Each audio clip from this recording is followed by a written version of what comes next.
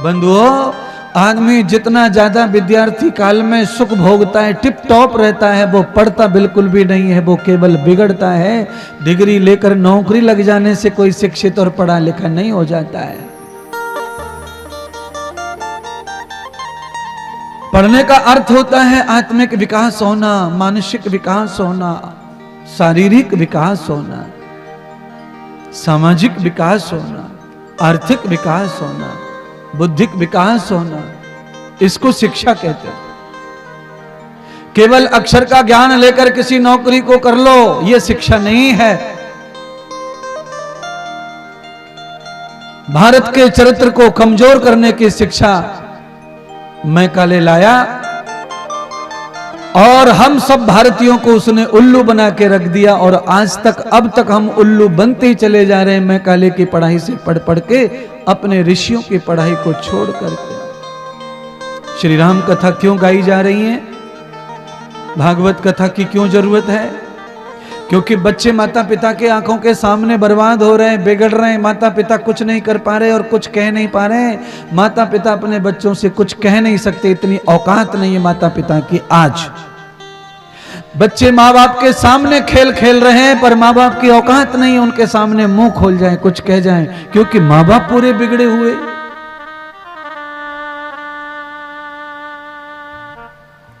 बच्चों को डांटने की, बच्चों को समझाने की ताकत माता पिता में नहीं बची है।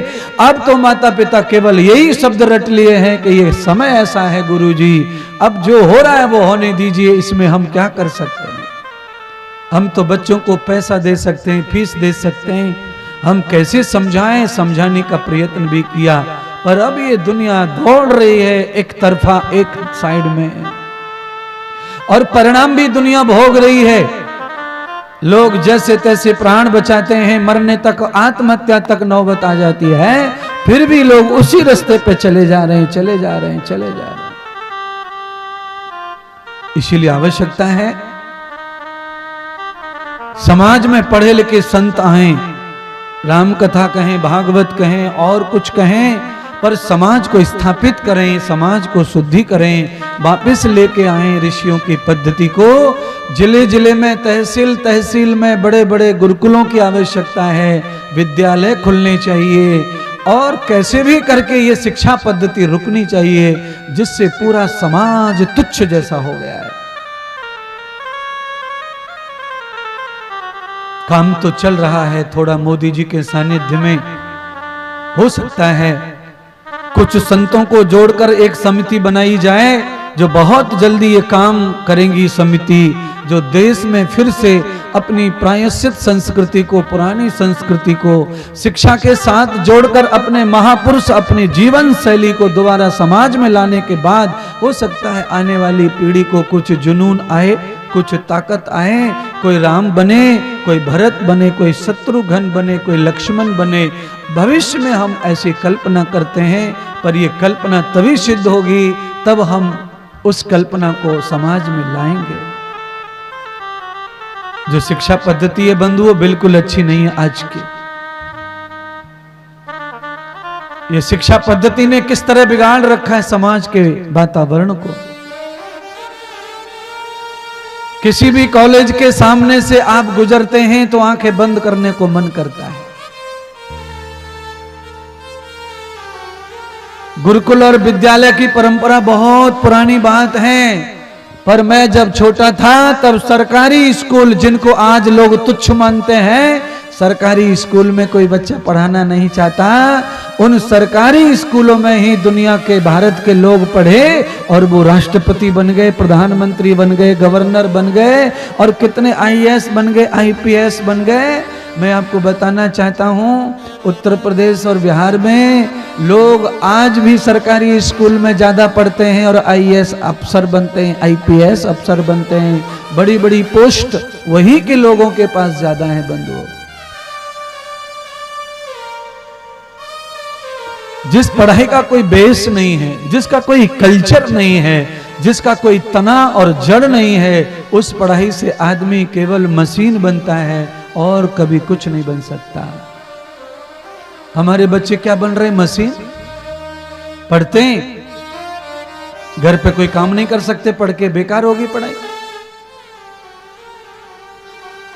जो बच्चा आज की पढ़ाई पढ़ के नौकरी नहीं करता वो शैतान हो जाता है, वो बिगड़ जाता है, वो खराब हो जाता है उसकी लाइफ, और वो इतना गंदा हो जाता है मोबाइल के ऊपर कि वो न जाने क्या क्या गंदगी करता है, कहां कहां फंसता है, कहां कहां फंसाता है।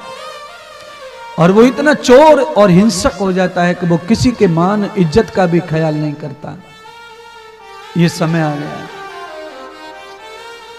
आप भी कुछ उससे बचे नहीं हैं, पर सब अपने अपने ढक्कन लगा के बैठे बच्चों के। कोई बताना नहीं चाहता कि हमारा बेटा क्या कर रहा है, हमारी बच्ची क्या कर रही है। सब अपने आप में चुप बैठे बस। अब किसी को संकोच नहीं।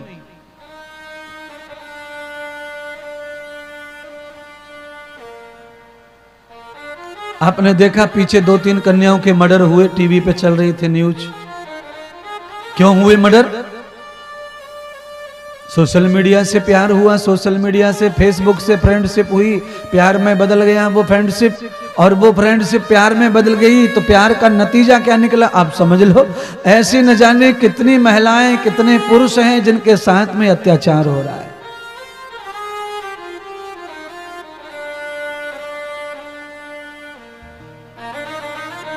क्या पद्धति है भगवान श्री राम की पढ़ाई की। एक चौपाई गाते हैं, आयस पाई चले चारों भाई, संध्या करन गए रघुराई, संध्या करन गए रघुराई, संध्या करन गए रघुराई, संध्या करन गए रघुराई। बस रहने दो, इसमें गा नहीं सकते।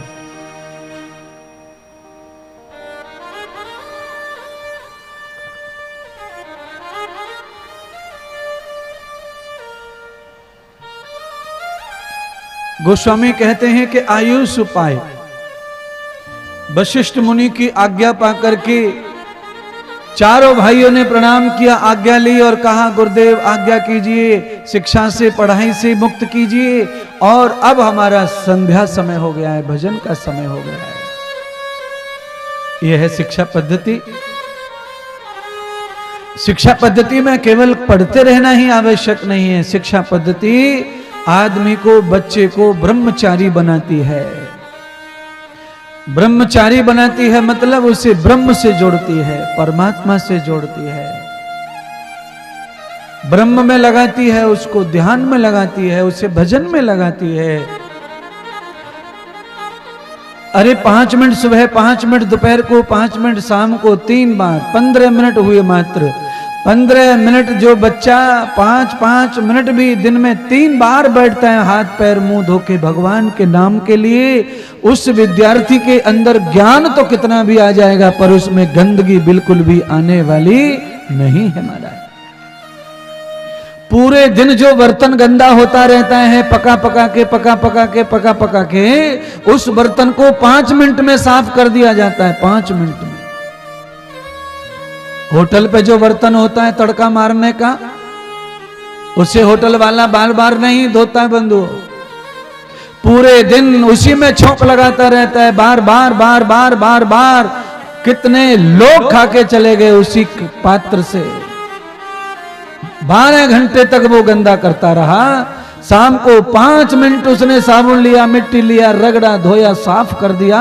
वही मैं कहता हूं, आप दिन भर कुछ भी गलती कर बैठते हैं, उन गलतियों को दोबारा ना हो उसके लिए सुबह शाम ऑडिट करो अपने जीवन का, अपने कर्मों का, और वो परमात्मा के भजन से ही होगा, उनके नाम स्मरण से होगा।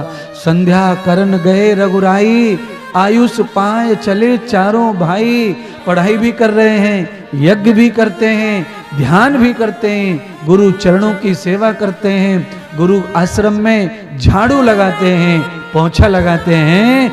आज किसी सरकारी स्कूल में बच्चे झाड़ू लगाएं तो वीडियो बना करके वीडियो को भेज देते हैं, वीडियो ऐसी तैसी कर देता है प्रिंसिपल टीचर की। फलाने स्कूल में बच्चों से करवाया गया काम, head news suspend principal, teacher suspend. अरे काम नहीं करवाएंगे। पुराने जमाने में 20-30 साल पहले, आज जिसे हम एग्रीकल्चर डिग्री कहते हैं, जो हमें 12वीं के बाद लेनी पड़ रही है, उसे 8वीं कक्षा में वो डिग्री आती थी आज से 30 साल पहले, जो आज BA MA में आती है। पढ़ाई में इतना अंतर आया। 8वीं कक्षा का बच्चा खेती करना स्कूल में सीखता था 20 साल पहले। कैसे बदल गई शिक्षा पद्धति। स्कूल में 8वीं कक्षा में जो एग्रीकल्चर का ज्ञान सिखाया जाता स्कूल में, कमाल की बात है। अब तो किसी को चॉइस ही नहीं बची है। 10वीं कक्षा तक तो आपको क्या विषय लेना है, 10वीं तक तो आपको सबको नॉर्मल पढ़ना है। 12वीं से चॉइस करो आपको क्या शिक्षा लेनी है, क्या दीक्षा लेनी है, क्या पढ़ना है, क्या नहीं पढ़ना है। बाद में BA MA में जाएंगे आप, 12वीं के बाद 13वीं में जाएंगे, तब चॉइस करो आपको सीखना क्या है। अरे हम कहते हैं 12 साल ऐसी तैसी कराई है क्या, जो अब सीखना शुरू करेंगे हम तो माँ के गर्भ से ही सीखना शुरू कर देते हैं। जो मूर्ख होंगे जो 12वीं के बाद सीखना चाहते हैं, हम तो माँ के गर्भ से ही सीखते आ रहे हैं महाराज। और यही मनुष्य की शिक्षा पद्धति है। पर तुम लोगों को गुमराह कर दिया शिक्षा ने, पढ़ाई ने। अल्पकाल विद्या सब आई, थोड़े समय में रघुनंदन भगवान श्री राम, भरत शत्रुघ्न लक्ष्मण पूर्ण विद्यार्थी बन गए। वशिष्ठ मुनि ने चारों भाइयों को धनुर्वेद से लेकर के समस्त शास्त्रों का ज्ञान दिया। बोलिए, आप लोगों को सिखाया जाता है? आपके बच्चे दुनिया भर के इंजीनियर IT पढ़ के आए हैं, उन्हें सिखाया गया है क्या ये अस्त्र शस्त्र चलाना? नहीं। अब अस्त्र शस्त्र चलाने को गेम में कन्वर्ट कर दिया सरकार ने, ये ध्यान रखो। गेम, निशाना लगाने का गेम, बंदूक चलाने का गेम। और जो गेम जीत के आ रहे हैं वो बॉर्डर पे कोई नहीं जा रहे हैं, रोज पुरस्कार मेडल ला रहे हैं, वाह वाह हो रही है, फ्री में नौकरी लग जाती है उनकी, और बॉर्डर पे जाते नहीं। फिर निशाने लगाने का फायदा क्या है? निशानेबाजी में फलाना जीत के आया, निशानेबाजी में वो स्कूल का बच्चा जीत के आया। हमने कहा हम भी उनको धन्यवाद देते हैं, बधाई देते हैं, पर वो निशानेबाजी केवल सर्टिफिकेट के लिए किस काम की है? वो निशानेबाजी तब निशानेबाजी है जब वो किसी देश के काम आए, देश के दुश्मनों के लाचार करने में काम आए। हम पुतले पर निशानेबाजी लगा करके हम किसी गार्ड को ले आए, किसी ट्रॉफी को ले आए, किसी मेडल को ले आए, यश ले आए, कीर्ति ले आए, और ला करके अलमारी में रख दें, फिर हमें फायदा क्या उससे? भगवान श्री राम को निशानेबाजी सिखाई गई किसके लिए? धर्म रक्षा के लिए, राज्य की रक्षा के लिए, कुल की रक्षा के लिए। और भगवान कृष्ण खुद कहते हैं कि मैं तब तब अस्त्र उठाता हूं तब तब अधर्म होता है, इसीलिए मैं अस्त्र का ज्ञान साथ लेके आया हूं। हर एक प्राणी को भगवान कहते हैं, एक हाथ में जो सीधा हाथ है इसमें कृतम यानी इसमें कर्म है, शास्त्र है, और जो तुम्हारा बायां हाथ है इसमें अस्त्र है। शास्त्र और अस्त्र दोनों तुम्हारे हाथ में जब होंगे तब धर्म की रक्षा होगी, तब तुम्हारे समाज की रक्षा होगी, तब ही तुम दैत्यों से बच पाओगे, राक्षसों से बच पाओगे।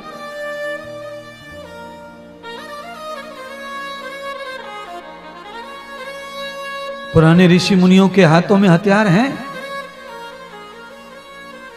मैं नहीं कहता तुम हथियार रखो, पर हथियार का मतलब होता है दंड से।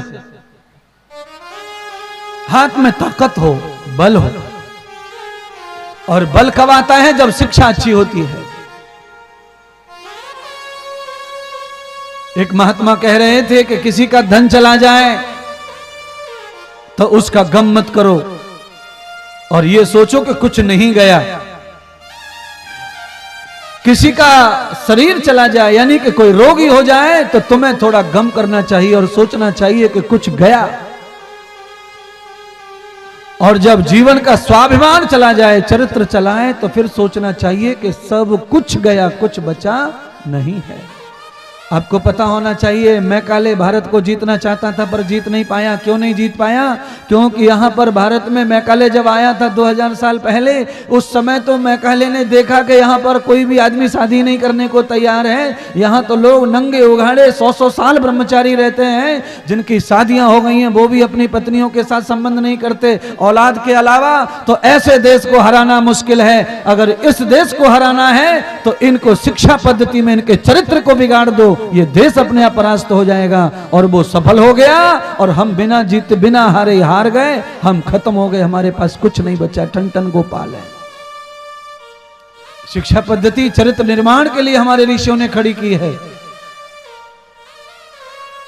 शिक्षा पद्धति में अगर चरित्र की भूमिका नहीं है तो बंधुओं ये देश खत्म हो जाएगा।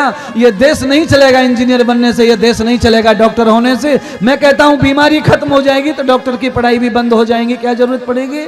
आप सारे यंत्र विज्ञान पर जीना चाहते हो, इसीलिए रोज इंजीनियर चाहिए, रोज डॉक्टर चाहिए। इंसान बनने की कोई कंपनी खोलो, इंसान बनने का भी कोई विद्यालय हो, डॉक्टरों के कॉलेज खुल रहे हैं, हर जिले में कॉलेज, हर तहसील में कॉलेज है। पर एक आध कॉलेज ऐसा भी हो जहां इंसान बनाए जाते हो, जहां मानवता बनाई जाती हो, जहां समाज को गढ़ा जाता हो।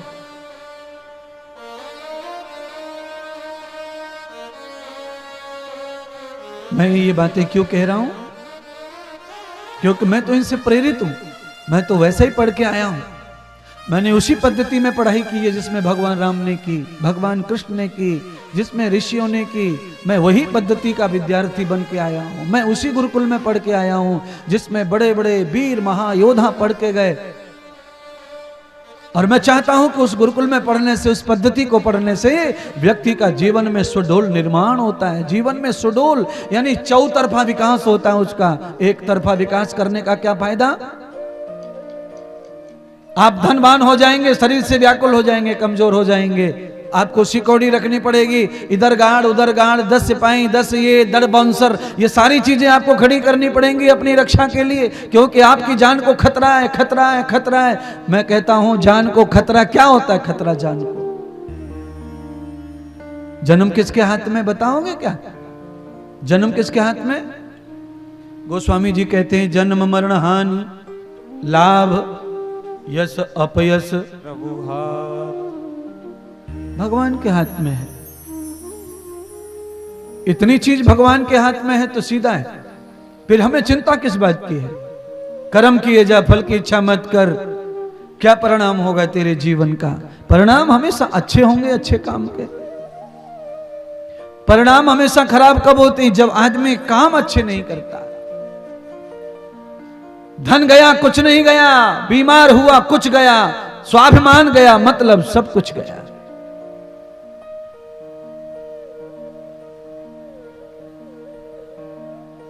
बच्चे बड़े हो जाते हैं, पढ़ लिख कर डिग्री आ जाती है, बच्चों के ऊपर से माँ बाप का मोह क्यों भंग हो जाता है? जैसे जैसे बच्चा जवान होता जाता है माता पिता का मोह कम होता जाता है। क्यों? पहले ऐसा नहीं था। भगवान राम पढ़ के आए, और जब भगवान श्री राम पढ़ के आए तो युवा हो गए, 16 साल के किशोर हो गए, जवान हो गए, भगवान बन के आए गुरु कृपा से। जो सच्चा इंसान बन जाता है उसी को भगवान कहा गया है रामायण में। इंसान में और भगवान में अंतर कुछ भी नहीं है। अगर कोई इंसान के रूप में ये पुतलों को देखेगा और इनसे भगवान की तुलना करेगा तो धरती आसमान हो जाएगा अंतर। पर इंसानियत में और भगवान में कोई अंतर नहीं है। इंसानियत मतलब भगवानियत। इंसानियत जब आ जाती है तो हम कौन दिखने लगते हैं? ईश्वर अंश जीव अविनाशी, चेतन अमल सहज सुख राशि। हम ये देखने लगते हैं जब हम में भगवान के गुण आने लगते हैं, जब हम गुणों में रचित हो जाते हैं तब हम में ये आने लगता है, छा जाते हैं। जैसे अग्नि के संग में लोहा लाल हो जाता है, ऐसे ही भगवान के संग में हम भी भगवान हो जाते हैं, चमक जाते हैं उनके गुण धारण करने से। साई सोखता देखा होगा आपने, आपने वो साई सोखता देखा है कि नहीं?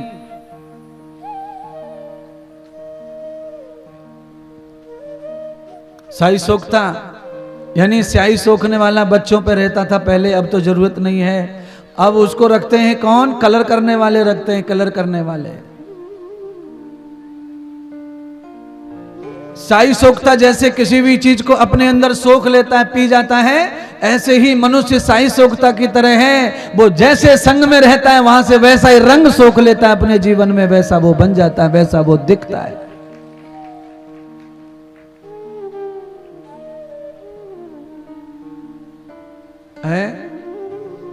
अच्छा बोलो, पांडाल में तुम कैसे लग रहे हो? घर पे कैसे लगते हो? जैसे पांडाल में लग रहे हो ऐसे घर पे लगते हो क्या? अच्छे है? चावल और दाल खा करके राक्षसों की तरह पड़े होते कहीं ना कहीं खटिया में, कहीं बिस्तर में, कहीं ओढ़री में, कहीं कूढ़री में। किसी की टांग कहीं होती, किसी का कपड़ा कहीं होता, मुंह फाड़ रहा होता, कोई घर घर कर रहा होता, कोई टर टर कर रहा होता। ये संग के कारण स्वभाव बदलता है, रूप बदलता है।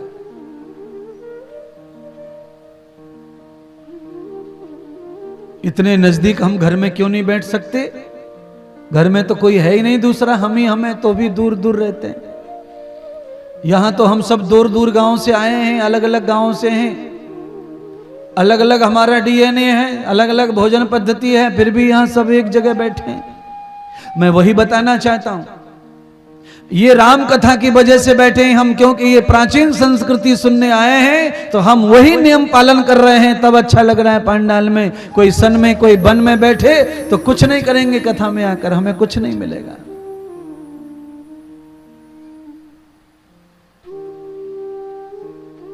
कल्पना करो, 16 बरस तक भगवान श्री राम गुरुकुल में वशिष्ठ जी के सानिध्य में चारों भाइयों के साथ में रहे। पूर्ण शिक्षा लेकर के राम जी अयोध्या लौटे। जब भगवान श्री राम अयोध्या लौटे तो अयोध्या में आने के बाद में भगवान श्री राम के साथ में अयोध्या वासी और राजा दशरथ का अति मोह हो गया। राजा दशरथ और अयोध्या वालों का मोह ज्यादा हो गया। वैसे मोह ज्यादा होता है बच्चे से, जवान आदमी से मोह सबका कम हो जाता है, ये ध्यान करना। बच्चे से सबका मोह रहता है, जैसे जैसे बड़ा होगा मोह कम हो जाएगा। पर राम जैसे बड़े हुए अत्यधिक आकर्षित हो गए। क्यों? क्योंकि भगवान बन के लौटे हैं। बालक गए थे, भगवान बन के आए हैं। भगवान बनने का मतलब सीधा है, भगवान कौन बनता है? भग ऐश्वर्य धातु से भग शब्द बनता है। भग ऐश्वर्यम आपनोति आभ्यांत रुद्रो न भगः। जिसने भगवत्ता को धारण कर लिया हो, जिसने विद्या को धारण कर लिया हो, जो गुरु कृपा को धारण कर लिया हो, वो भगवान बन जाता है। बिना गुरु कृपा के नहीं राम जी को आकर्षण मिला, गुरु कृपा को पाके राम भगवान बने।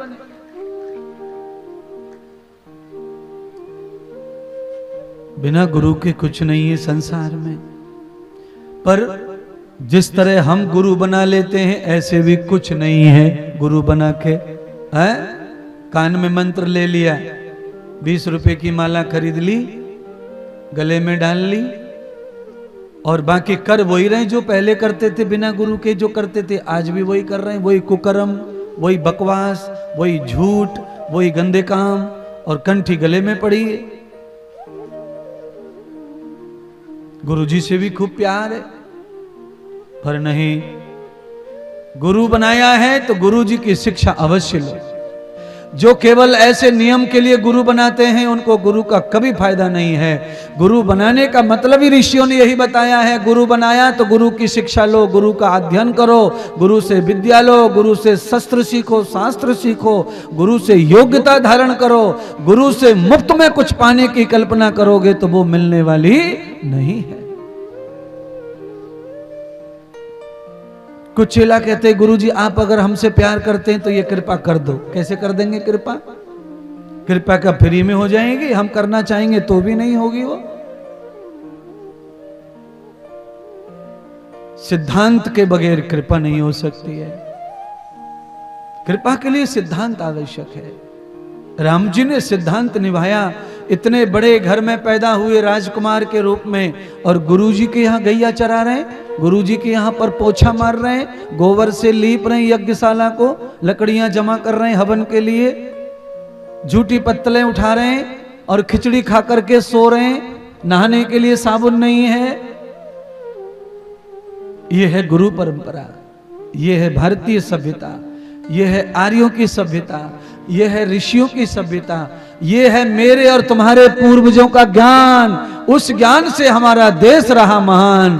अब तुम्हारा देश कहां जा रहा है वो तुम ही समझो। आर्थिक स्थिति में कोई देश बड़ा हो जाए उससे महान नहीं हो जाता है। उसका क्रिया चरित्र क्या है, उसका कल्चर क्या है, उसकी जीने की पद्धति क्या है, उससे महान होगा।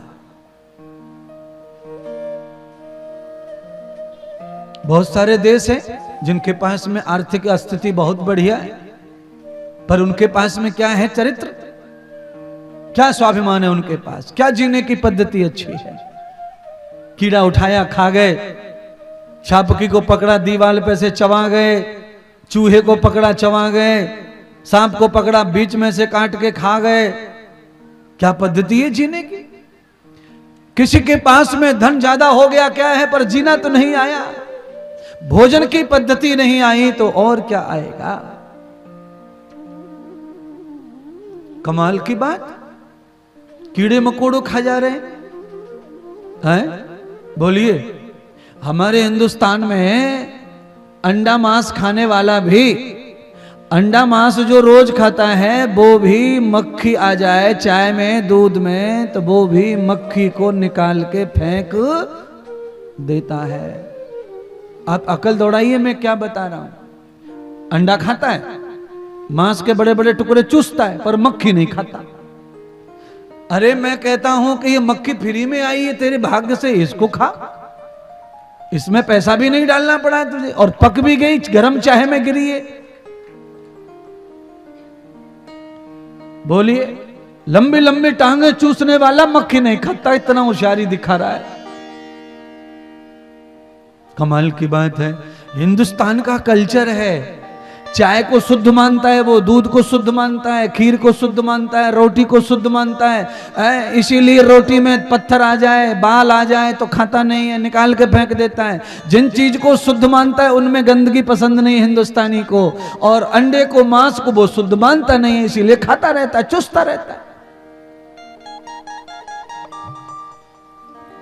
कितने सारे लोग यहां बैठे होंगे जो मांस खाते हैं, अंडा खाते हैं। समझ गए, गुरुजी बहुत सही बात कह रहे हैं। हमारी तो कप में परसों ही मक्खी गिरी सुसरी, हमने निकाल के फेंकी। और हम तो इतने शुद्ध आदमी हैं कि हमने तो कप भी रख दिया, हमने चाय तक नहीं पी मक्खी वाली। हमने दोबारा ऑर्डर किया चाय का, दूसरी चाय लाओ। बिल्कुल सही कह रहे हैं महाराज, हमने दूसरी चाय मंगाई पर मक्खी वाली नहीं पी चाय। बोलिए, 100 ग्राम चाय में इतनी मक्खी का क्या क्या फर्क पड़ता है। तुमने जो परोसा बनवाया है, तुमने जो प्लेट भर के पकवाया है होटल में, वो तो पूरा का पूरा वही है, उसमें तो कहीं चाय दूध है नहीं।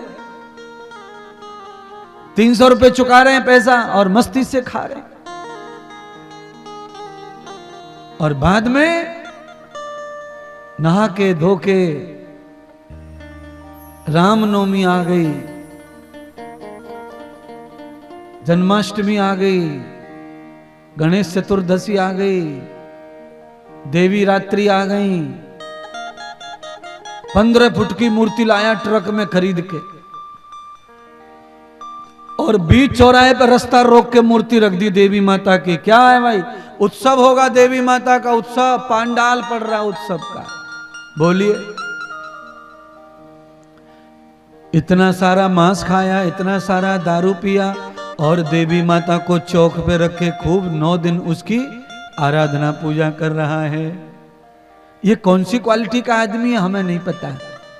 भगवान श्री राम बता रहे हैं, भगवान श्री भरत जी क्या कह रहे हैं सुनिए। 16 साल के उम्र में ही सब विद्या लेकर आ गए, धनुर्विद्या, आयुर्विद्या, सारी विद्या लेकर आ गए, भगवान बन के आ गए, विद्या के धनी बनकर आ गए। पूरी अयोध्या में जय जयकार हो रही है, चारों भ्राताओं की आसन बिछाए गए। पर जो सीख के आए हैं वो सीख राम में यह है कि आसन पर विराजमान नहीं हुए, अपने पिता के चरणों में आकर बैठे। ये शिक्षा का प्रभाव है, ये ज्ञान का प्रभाव है, ये गुरु का प्रभाव है। तुम्हारा बेटा, ये तुम्हारा जो बेटा है ना, वो स्कूल भी टॉप कर दे तो फिर वो नीचे ना बैठेगा, तुमसे ये ध्यान रख लेना। चोटी काटेगा तुम्हारी, बचरी बचर करेगा, घर पे आके टपरी टपर बोलेगा, बोलने नहीं देगा तुमको। और वैसे तुम भी कौन से कम मूर्ख हैं, तुम भी नहीं रुकेंगे पूरे गांव पे, पूरे गांव में प्रचार हल्ला मचाते फिरेंगे। पेपर वाले को 10,000 रुपए देंगे, मीडिया वालों को 15,000 रुपए देंगे। हमारे बच्चे का बीच फ्रंट पे फोटो डाल के लिख इसमें कि टॉप आया है, टॉप आया है। मैं बधाई देता हूं, टॉप आया है तो अच्छी बात है, मेरी तरफ से भी शुभकामनाएं देता हूं। पर कम से कम किसी अक्षर के ज्ञान में टॉप आया है। ऐसे ही मैं चाहता हूं कि अपनी भारतीय संस्कृति, हिंदू संस्कृति, परिवार की संस्कृति, वो भी एक शिक्षा प्रणाली है, उसमें भी टॉप रहना चाहिए। केवल स्कूल की शिक्षा से टॉप बनने से कुछ नहीं होगा, आपको अपने कल्चर को भी टॉप लिस्ट में रखना चाहिए। जीवन पद्धति टॉप नहीं तो कुछ नहीं। आपकी बच्ची को बहुत शिक्षा है, बहुत फर्स्ट क्लास टॉप पढ़ाई करके बढ़िया नौकरी लगी, विवाह करके गई पति के घर, खाना बनाना आता नहीं, सास के साथ व्यवहार करना आता नहीं, ससुर जी से सही बोलना आता नहीं, कैसे अतिथि का मान करना वो समझता नहीं। तो क्या करेंगे नौकरी का, क्या करेंगे पैसे का, क्या करेंगे बड़े होने का? सब तो सब जीरो है।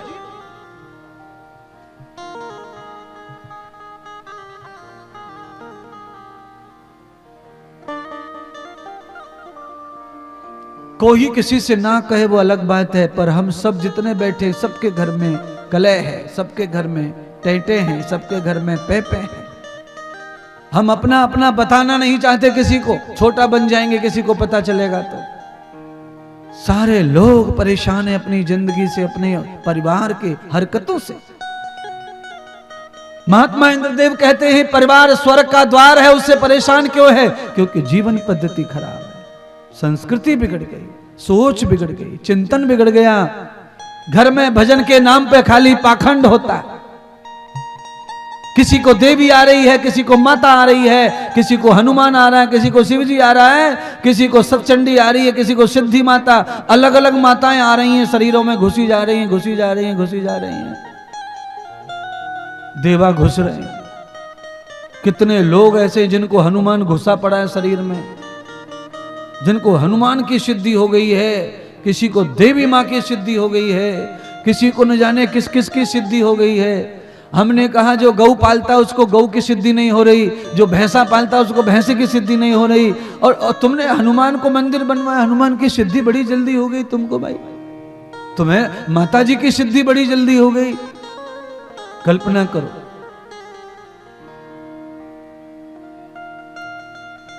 हनुमान जी की सिद्धि हो गई तो तुम भी 12 मुंह के दिखने चाहिए, क्योंकि हनुमान जी 12 मुखी हो गए थे। हाँ, तो एक तो तुम्हारा मुंह और हनुमान जी के 13, तो 13 दिखने को होना रावण की तरह तुम्हारे, तब मानूंगा कि हाँ सिद्धि है हनुमान की तुम्हारे अंदर। देवी माता की 18 भुजाएं, 18 यानी कि 9 शीश हो गए, 9 दूना 18। जिनको भी पंडाल में माता आती है उनको 18 हाथ दिखा दो मुझको, मैं मान जाऊंगा हाँ माता आती है इनको।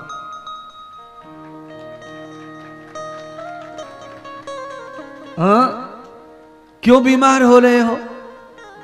अरे महात्मा इंद्रदेव के पास में आओ, नाड़ी दिखाओ और दवा लेके खोपड़ी को अच्छी करो, माता नहीं आएगी, किसी को पिता भी नहीं आएगा। जिनके पेट से जन्म लिया है, जिनके खर्चे से कपड़े पहनते हैं, जिनके खर्चे से फीस भरते हैं, पढ़ते हैं, वो आने चाहिए जिंदगी में, वो आते नहीं। और जो कभी आ नहीं सकती वो आके बैठी है पेट में। हम कभी माता पिता का ऋण चुका सकते नहीं। ये तो आ ही नहीं रहे। हाँ? अच्छा, किसी किसी को आ भी जाते, पर कब आते? मरने के बाद। पप्पा मर गया, फिर आ रहा है। घर वालों में किसी को आता है, बताते रहते हमें, आज पापा दिखे, आज पापा ये मांग रहे थे, पापा वो मांग रहे थे, पापा ते कह रहे थे, पापा बे कह रहे थे। अरे रे, जिंदा पापा दिख नहीं रहा था तुमको?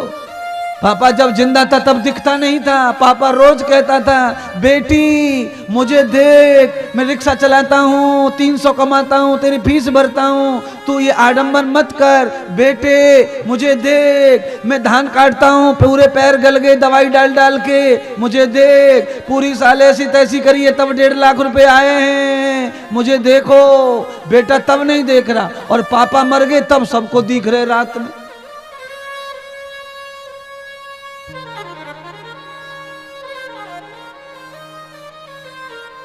क्या दिखा पापा का? पापा रात को आए और हमसे बतराए। क्या बतराए तुमसे?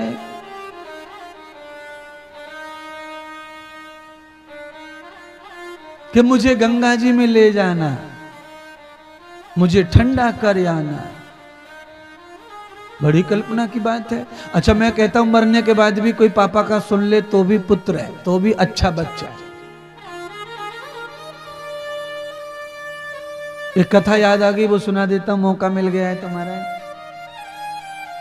2 बच्चे थे, एक आदमी के 2 बच्चे। आदमी मर गया, औरत रह गई, बच्चे रह गए।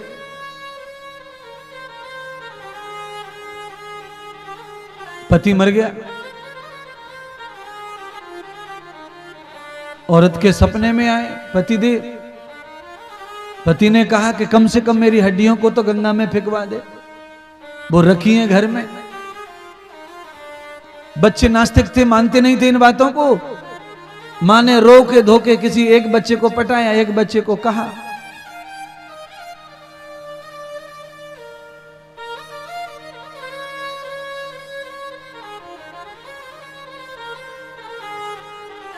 बच्चे ने मां की खुशी के लिए कूलरी उठाई और गंगा जी की ओर चल पड़ा। 12 किलोमीटर गंगा जी थी घर से खाली मात्र। रास्ते में उसने देखा कि गंगा जी में जा रहा हूं। 3 किलोमीटर चला, रास्ते में उसे नाला मिला और नाला भी गंगा जी में ही जा रहा था, पानी भर के चल रहा था। तो उसने सोचा मैं जाऊं क्या, नाला जाए था, नाले में जो डाल दो वो इधर ही जा रहा है गंगा की तरफ। तो उसने कूलरी उठाई, नाले में डाल दी, गंगा जी में पहुंच जाएगी। और लौट के घर आ गया। मां से कहा, मां मैं ठंडा कर आया पिता को गंगा में।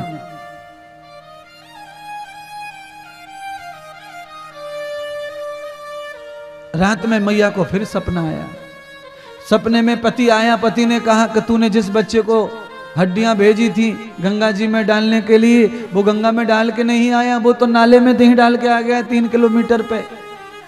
सुबह मां जगी, रोई धोई और उसने कहा, तुमने जीवित पिता को कभी सुख नहीं दिया, जीवित पिता की कभी मनो इच्छा पूरी नहीं की। अरे मरने के बाद में तो कम से कम उनकी एक इच्छा पूरी कर देते, उनकी हड्डियों को, कुलरी को, राख को गंगा जी में डाल आता। तो बच्चे ने कहा, मैं डाल के तो आया हूँ, पर नहीं डाल के आया, तू नाले में डाल के आया है। तो माँ तुझे कैसे पता चला कि तेरे पापा फिर रात को आए थे सपने में दोबारा और मुझे ये बता के गए कि तेरा बच्चा नाले में डाल के आया है? तो बच्चा क्या कहता है? बच्चा कहता है, पापा इतना उल्लू का पट्टा है, माँ के पास में 15 किलोमीटर तो चल के आ गया सपना देखने के लिए, तो वो 8 किलोमीटर पे आके क्या कूलरी को लेके नहीं जा सकता था? ये हाल है, बताओ क्या करोगे? 15 किलोमीटर मम्मी के पास आया सपना देने, बीच में से कूलरी लेके ना गया।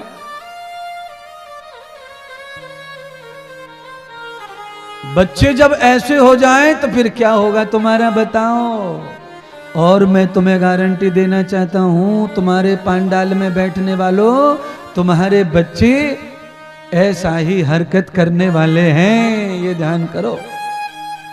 बहुत कम लोग रहेंगे जिनके बच्चे 5, 6, 7 साल के हैं ना, उनकी तो तुम आशा छोड़ ही दो कि ये कुलरी में ले जाएंगे तुम्हें कहीं गंगा भंगा में, वो ना ले जाएंगे। तुम्हारी संस्कृति इतनी बिगड़ जाएगी जब तक। तो अगर चाहते हो कि तुम्हारे बच्चे तुम्हें सही तरह से ठंडा करें, तो उसके लिए राम कथा को ठीक से सुन के समझ के आप और आपके बच्चों को धार्मिक बनाओ, कल्चरित बनाओ, उन्हें संस्कृति संस्कार दो।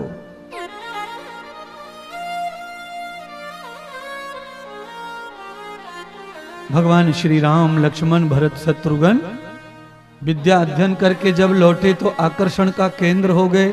इतने महान बन के आए, इतने दिव्य बन के आए, इतने सुंदर बन के आए कि एक महायोगी लग रहे थे। सुंदर सुंदर जटाएं, सुंदर चेहरे, सुंदर वस्त्र आभूषण धारण कर लिए और राजा के चरणों में बैठे हैं। शील स्वभाव हो गया विद्या अध्ययन करने से। बोलो,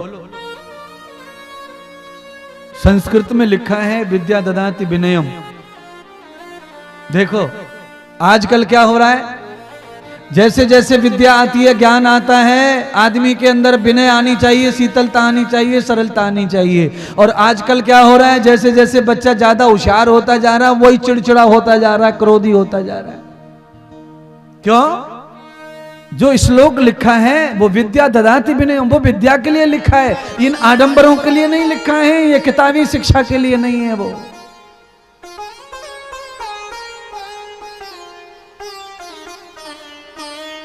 विद्या से विनय ही आती है।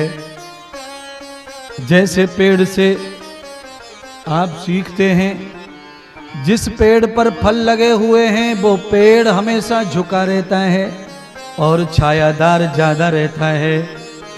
जो पेड़ बिना फल वाला है उसकी छाया भी अच्छी नहीं रहती और वो हमेशा अकड़ा रहता है। विद्यावान, ज्ञानवान, बुद्धिमान, यशवान, बलवान व्यक्ति हमेशा शांति का प्रतीक होगा, सरलता का प्रतीक होगा, प्रतिष्ठा का प्रतीक होगा, सम्मान का प्रतीक होगा। आप जिनको भी सरल स्वभाव समझते हैं, आप समझ लेना इनके पास विद्या है, इनके पास तप है, जप है, तब आदमी सरल और सरल सरल बन पाता है। बात बात पे ईर्ष्या, बात बात पे क्रोध,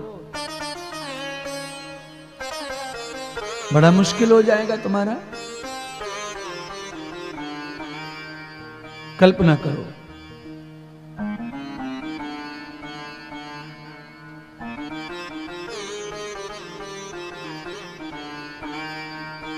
अयोध्या वासियों के साथ में प्रभु राम विराजमान हैं। महर्षि विश्वामित्र का यज्ञ सफल नहीं हो रहा है। राजा दशरथ के राज्य में ही विश्वामित्र रहते हैं। विश्वामित्र राज ऋषि हैं।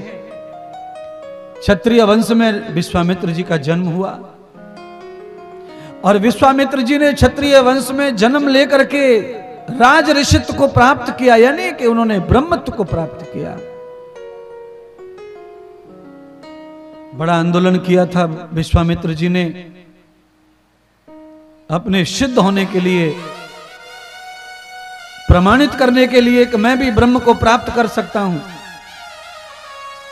यद ब्रह्म चेष्टाम पुरुषो नियुक्ताः, परमात्मा को प्राप्त करने के लिए पूरी दुनिया में कोई वर्ण नहीं है, कोई व्यवस्था नहीं है। कोई भी मनुष्य किसी भी वर्ण में पैदा होकर तपस्या कर सकता है, ब्रह्म को प्राप्त कर सकता है और ऋषि बन सकता है, मुनि बन सकता है, आचार्य ब्राह्मण बन सकता है, क्षत्रिय बन सकता है, योद्धा वीर बन सकता है, धनुर्धारी बन सकता है।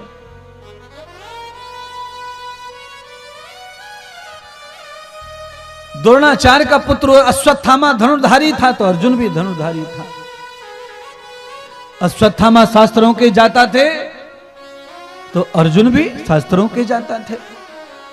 क्यों? शिक्षा पद्धति वैसी थी पहले। आज की शिक्षा पद्धति डिग्री वाली है, तो अगर डॉक्टर ब्राह्मण है तो क्षत्रिय भी, वैश्य भी है, शूद्र भी है। अगर कोई जज ब्राह्मण है तो क्षत्रिय भी है, शूद्र भी है, वैश्य भी है।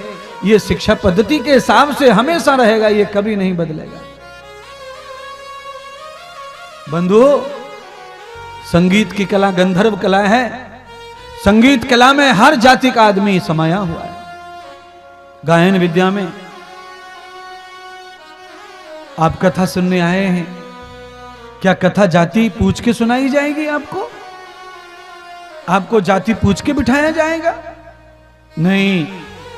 आप कौन से वर्ण के हैं, कौन सी जाति के हैं, कौन सी कंपनी से हैं, कितने महान हैं, कितने गरीब हैं, कितने धनवान हैं, इन सारी चीजों से मुक्त होकर के कथा सुनाई जाती है और ये पांडाल बनाए जाते हैं। इससे धर्म आगे बढ़ता है, इससे सभ्यता आगे बढ़ती है, इससे मानवता आगे बढ़ती है, इससे शिक्षा संस्कृति आगे बढ़ती है।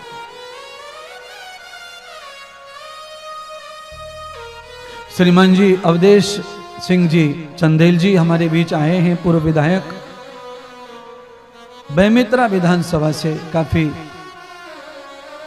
समय आपने कथा सुनी।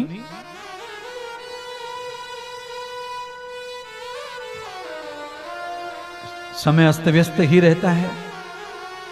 समाज में जब पूछ होती है, परख होती है, तो टाइम का बड़ा अभाव हो जाता है।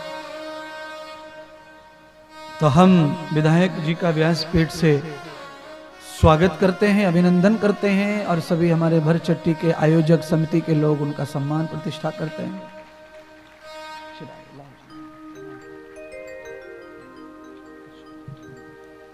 बोली सतगुरुदेव भगवान की जय।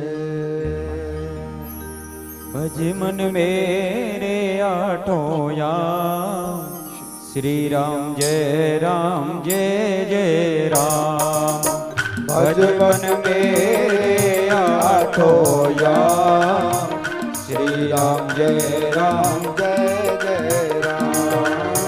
भज मन मेरे आठों याम, श्री राम जय जय राम। भज मन मेरे आठों याम, श्री राम जय जय राम। श्री राम जय जय राम बोलो। श्री राम जय जय राम। श्री राम जय जय राम बोलो। श्री राम जय जय राम। भज मन मेरे आठों याम, श्री राम जय जय राम। भज मन मेरे आठों याम, श्री राम जय जय राम। कौशल्या के प्यारे राम, कौशल्या के प्यारे राम। कौशल्या के दुलारे राम, ओ कौशल्या के दुलारे राम। भज मन मेरे आठों याम, श्री राम जय जय राम। बोलो भज मन मेरे आठों याम, श्री राम जय जय राम। भज मन मेरे आठों याम, श्री राम जय जय राम। बोलो श्री राम मेरे आठों याम, श्री राम जय जय राम। बोली सियावर रामचंद्र भगवान की जय। बोली सतगुरुदेव भगवान की जय। विश्वामित्र जी ने अनेक बार यज्ञ रचना की,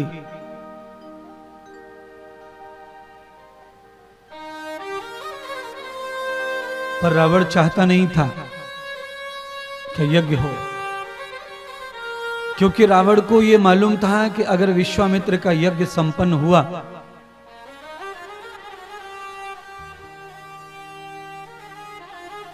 तो मैं जो सोच रहा हूं वो साम्राज्य मुझे नहीं मिलेगा।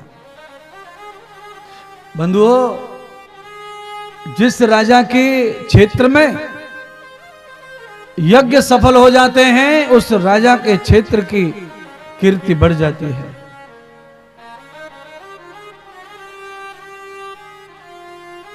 रावण चाहता था कि दुनिया में यज्ञ ना हो, और जब यज्ञ नहीं होंगे तो देवता और मनुष्य सभी कमजोर हो जाएंगे, और कमजोर जब हो जाएंगे तो इनकी बुद्धि काम नहीं करेगी, मैं हर हाल में जीत लूंगा लोगों को। बंधुओं, यही सीखना है तुम्हें महात्मा इंद्रदेव से। अगर आपको राक्षसों से बचना है, बुराइयों से बचना है, तो हर हाल में अपने क्षेत्र में यज्ञ चालू रखो, यज्ञ चालू रखो। चाहे ज्ञान यज्ञ हो, चाहे हवन कुंड का यज्ञ हो, चाहे सत्संग हो, पर चालू रखो। बस मैं एक बात जरूर कहूंगा कि यज्ञ करो तो विश्वामित्र जैसे ही ऋषि को बुलाओ। सारे विश्व का मित्र, सारे विश्व का उद्धार करने वाला, सर्वे भवन्तु सुखना सर्वे सन्तु निरामा, इसके प्रभाव को बहाने वाले ऋषि विश्वामित्र विचारों के रूप में वशिष्ठ और विश्वामित्र जी की पटती नहीं थी बंधुओं, विचारों के रूप में। और मैं भी कहता हूं विचार मतभेद रहे, विचार हमारे राजनीति में मिले न मिले कोई फर्क नहीं पड़ता, साधु साधु के विचार मिले न मिले फर्क नहीं पड़ता, पर जब धर्म की बात आए, जब देश की बात आए, तो हमें सारी बातें छोड़ करके उसके लिए समान खड़े हो जाना चाहिए। आज वशिष्ठ मुनि ने वही किया, विश्वामित्र जी के साथ खड़े हो गए और लेकर के अयोध्या पहुंचे और जाकर राजा दशरथ से आज्ञा की, हे राजन, मेरे शिष्य राम को, लक्ष्मण को विश्वामित्र जी के यहां भेजो। राजा दशरथ के ऊपर मानो बहुत बड़ी बिजली पड़ी हो, राजा एकदम व्याकुल हो गए, क्योंकि राजा ने मोह डाल दिया है बच्चों में। राजा दशरथ राम जी में खो चुके हैं, अब वो किसी भी स्थिति में राम को अपनी आंखों से अलग नहीं देखना चाहते, खो चुके हैं।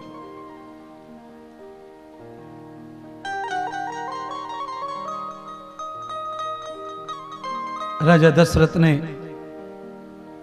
वशिष्ठ जी को साइड में ले जाकर, बगल में ले जाकर समझाया, गुरुदेव, मेरे बालक अभी हल्के छोटे, ऐसी अवस्था में बालकों को ऐसे बड़े बड़े राक्षसों से युद्ध करने का मतलब, मैं चक्रवर्ती सम्राट राजा दशरथ अभी योग्य हूं, और आप जानते हैं मेरे साहस को, मेरी सेना के साहस को, मैं कभी पराजित नहीं हुआ, भले ही मैंने कभी युद्ध नहीं लड़ा है, पर गुरुदेव आप जानते हैं विश्वामित्र जी की यज्ञ की रक्षा मैं करूंगा, और मुझे युद्ध भी करना पड़ा तो करूंगा, मेरी सेना के साथ मैं जाता हूं, पर राम जी को, मेरा राम अभी ऐसा नहीं है। मारीच सुबाहु जैसे राक्षसों का सामना कर सके।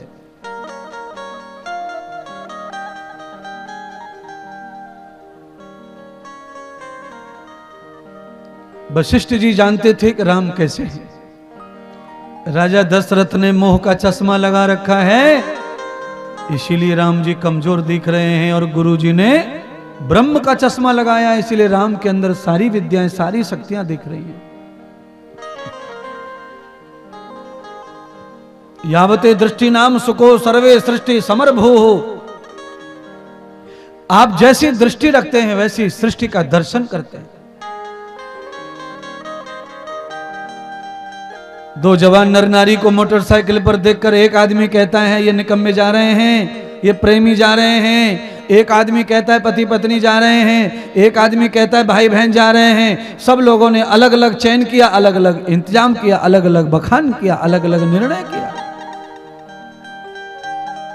किसी की नजर में वो नव युवती, नव युवक बहन भाई, किसी की युवक में प्रेमी, किसी की पति पत्नी। जैसा जिसने चश्मा पहना निर्णय वैसा किया। और बंधुओं, चश्मे का बहुत प्रभाव होता है जीवन पे। नहीं तो ये पढ़े लिखे डॉक्टर आंख का ऑपरेशन करते हैं, मोतियाबिंद आदि का, तो काला चश्मा देते हैं, देने को सफेद भी देते हैं, पर पहनने के लिए नहीं कहते। वो कहते हैं 2 महीने काला पहनो। वो ये बोलते हैं कि सफेद किसी भी वस्तु को मोतियाबिंद के ऑपरेशन के बाद में अचानक जल्दी नहीं देखना चाहिए। सफेद वस्तु को भी देखना है तो काला कलर हो ऐसा देखो। तो कैसे देखें? तो चश्मा काला पहना देते हैं, तो हर वस्तु में काला काला नजर आता है। धूप भी काली नजर आती है, सूर्य भी काला नजर आता है। बस यही सीख लो महाराज। मोतियाबिंद के मरीज को जैसे ऑपरेशन के बाद काला चश्मा ही सबसे बड़ा दवा है, ऐसे ही आप सबके ऊपर भी चश्मा लगा लो भक्ति का, ज्ञान का, सत्संग का, तो तुम्हें भी सब दुनिया अच्छी नजर आएगी, सब में गुण नजर आएंगे, सब में महानता नजर आएंगे।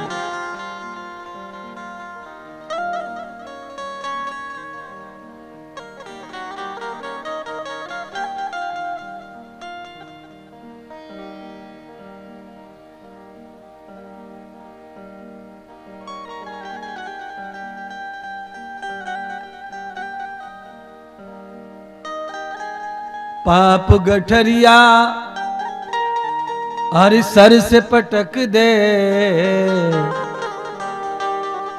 जो हमने लाद रखी है जिससे सब बुरा बुरा दिख रहा है, मन में विचार भी बुरे आ रहे हैं, किसी के बारे में भी हर समय बुरा बुरा ही सोचते हैं, किसी को देखते हैं तो बुरी नीयत हो जाती है। इन बुराइयों से मुक्त होने के लिए महात्मा इंद्रदेव दो पंक्ति गुनगुना कर तुम्हें समझाना चाहते हैं कि पाप गठरिया सर से पटक दे, हाथ जो पकड़े उसको झटक दे, ओ इसमें ही तेरी भलाई रे, हाँ इसमें ही तेरी भलाई रे,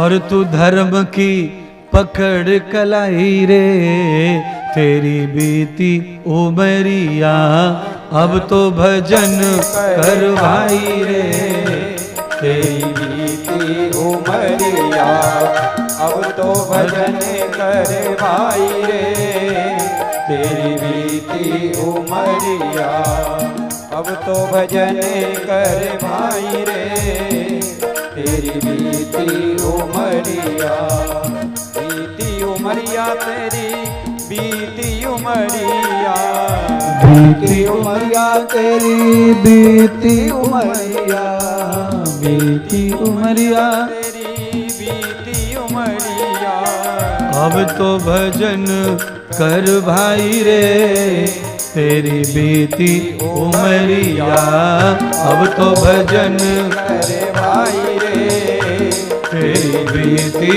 उमरिया अब तो भजन कर भाई रे, तेरी बीती उमरिया।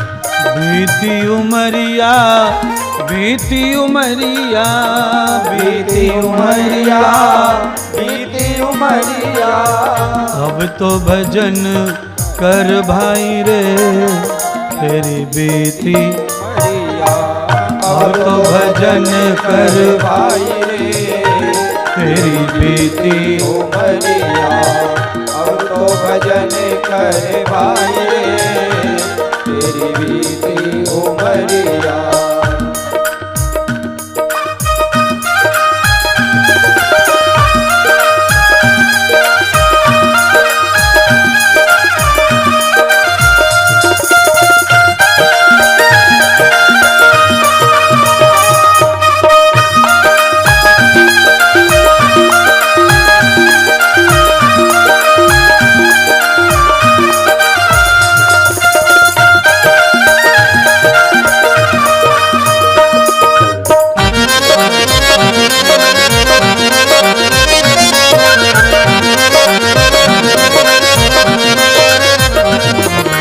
अब तो भजन कर भाई रे, तेरी बीती उमरिया अब तो भजन कर भाई रे, तेरी बीती उमरिया। पाप गठरिया सर से पटक दे, पाप गठरिया सर से पटक दे, हाथ जो पकड़े उसको झटक दे, हाथ जो पकड़े उसको झटक दे। धर्म की पकड़ कलाई रे तेरी बीती उमरिया, धर्म की पकड़ कलाई रे राधे उमरिया। अब तो भजन अरे भाई रे तेरी बीती उमरिया। अब तो भजन करे भाई रे तेरी बीती उमरिया। अब सब तज भज नाम प्रभु का, अब सब तज भज नाम प्रभु का। नाम प्रभु का भज ले, नाम प्रभु का, नाम प्रभु का भज ले। नाम प्रभु का। अब सब तज भज नाम प्रभु का, अब सब तज भज नाम प्रभु का। उसमें ही तेरी भलाई रे तेरी बीती, ओहो उसमें ही तेरी भलाई रे तेरी बीती उमरिया। अब तो भजन करो भाई रे तेरी बीती उमरिया। बीती उमरिया प्यारे, बीती उमरिया, बीती उमरिया प्यारे। बीती उमरिया। अब तो भजन कर भाई रे तेरी बीती उमरिया। अब तो करे भाई रे तेरी बीती उमरिया। अब तो भजन कर भाई रे तेरी बीती उमरिया। अब तो भजन करे भाई रे तेरी बीती उमरिया। अब तो भजन करे भाई रे तेरी बीती उमरिया। अब तो भजन करे भाई रे तेरी बीती उमरिया। अब तो भजन करे भाई रे तेरी बीती उमरिया।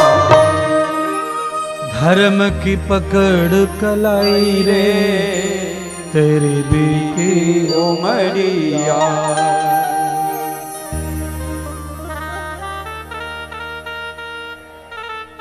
इसमें ही तेरी भलाई रे तेरी बीती उमरिया। देखिए, जिन्होंने गृहस्थ आदि कर लिया है, जिन्होंने उल्टे पुल्टे पापड़ बेल लिए, उनके लिए ये भजन कम से कम है कि वो अब सुधरे। अब सब तज भज नाम प्रभु का। गुटखा तमाकू अंडा मांस मटन को बोल रही है भजन में कि अब सब तज भज नाम प्रभु का। बहुत कर लिया जो करना था गड़बड़ अपने साथ, अब गड़बड़ी को हटाओ, अपने प्राणों की रक्षा करो।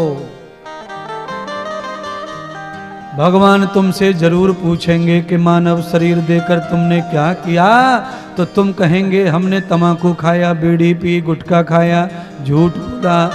और जो बच्चे हमारी सुनते नहीं उनके लिए सब छोड़ के आ गए, खाली हाथ तुम्हारे पास। जो हमारी सुनते नहीं उनके लिए सब छोड़ा है, मकान, दुकान, खेती, खलियान। एक बार हाथ उठा के कह दो महात्मा सही बता रहे हैं।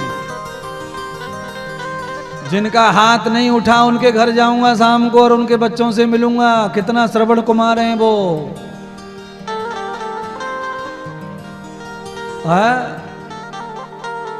श्रवण कुमार को माता पिता का धन चाहिए नहीं, वो तो स्वयं ही माता पिता की सेवा में बलिदान हो गए।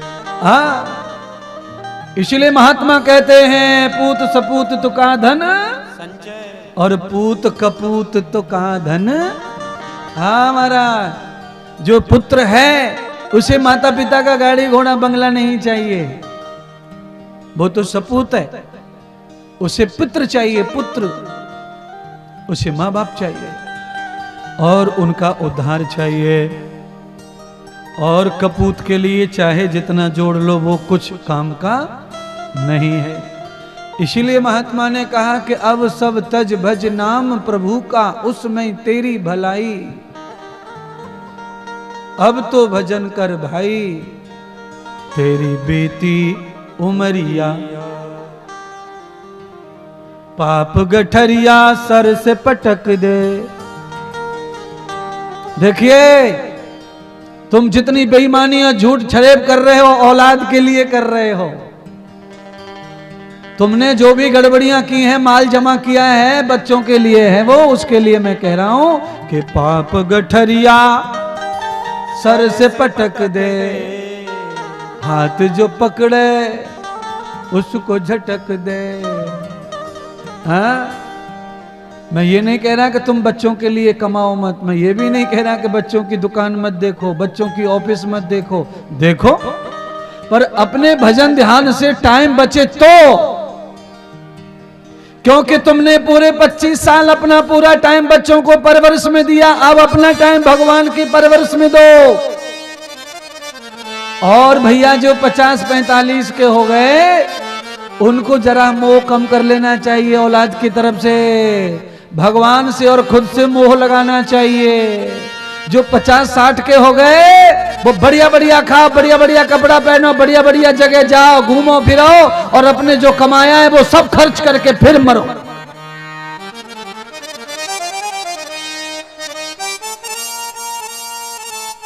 चार धामों में जाओ, कथा करवाओ, वृंदावन में हर होली पे आओ, कथा करवाओ। नहीं आना जम रहा है तो महात्माओं को बुलाओ, पर कथा करवाओ, यज्ञ करवाओ। मरने से पहले जो भी कर्म गढ़ जाएगा वो तुम्हारा होगा, उसमें किसी का हिस्सा नहीं है,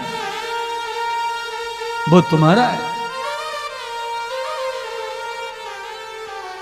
वशिष्ठ मुनि ने आज्ञा जब राजा दशरथ को की, तो राजा के पास में कोई पर्याय नहीं है, गुरु आज्ञा का उल्लंघन कर नहीं सकते, तो उन्होंने कौशल्या के पास डाल दी जिम्मेदारी। वो जानते हैं कि मैं पिता होकर इतना मोह में फंसा हूं, तो कौशल्या तो मां है, वो कभी नहीं जाने देगी, और सारा दोष कौशल्या को लगेगा गुरु अवहेलना का। तो कौशल्या के पास भेज दिया दोनों साधुओं को। राम जी पहले चले गए कौशल्या माँ के पास में, और अपनी माता को राम जी ने परम उपदेश दिया और माँ को बताया, माँ तेरी कोख धन्य है कि तेरा जो बालक है वो बचपन में गुरु की शरण में, और आज जवान हुआ तो दो गुरु आए हैं लेने के लिए, तू धन्य माँ है, तू ना मत बोलना। राम जी ने कौशल्या को समझा दिया। जैसे ही विश्वामित्र और वशिष्ठ पहुंचे, प्रणाम किया माता कौशल्या ने और कहा, गुरुदेव मैं समझ गई आप क्यों आए मेरे महल में, मुझे राम ने सब बता दिया। मेरी कोख इस बात के लिए हमेशा गवाही देगी संसार में, जब जब मेरे राम की कथा होगी, कि कौशल्या की गोद धन्य गोद है। पुत्रवती जुवती जग सोही, रघुपत पुत्र जात सुत होई, जाका पुत्र ही रघुनाथ जैसा है, उसकी हमेशा गोद की जय जयकार गाई जाएगी, हमेशा उसकी जय जयकार होगी। हे प्रभु गुरुदेव, आपकी कृपा है कि मेरे पुत्र को आपने इतना समझा कि वो आपके यज्ञ में सहायक बन सके। और बंधुओं, सनातनी होने के नाते मैं आपको इतना चैलेंज करना चाहूंगा कि बिना नारायण के कोई यज्ञ कभी सफल होने वाला नहीं है। यज्ञो वै विष्णु, विष्णु यज्ञो वै स्वर्ग, यज्ञो वै देव, यज्ञो वै श्री राम। यज्ञ विष्णु का रूप है, और जब तक विष्णु नहीं, शिवजी वहां नहीं है, तब तक यज्ञ सफल नहीं होता है। माना राम जी को कौशल्या जी ने विश्वामित्र जी के यज्ञ की संपन्नता के लिए विदा कर दिया।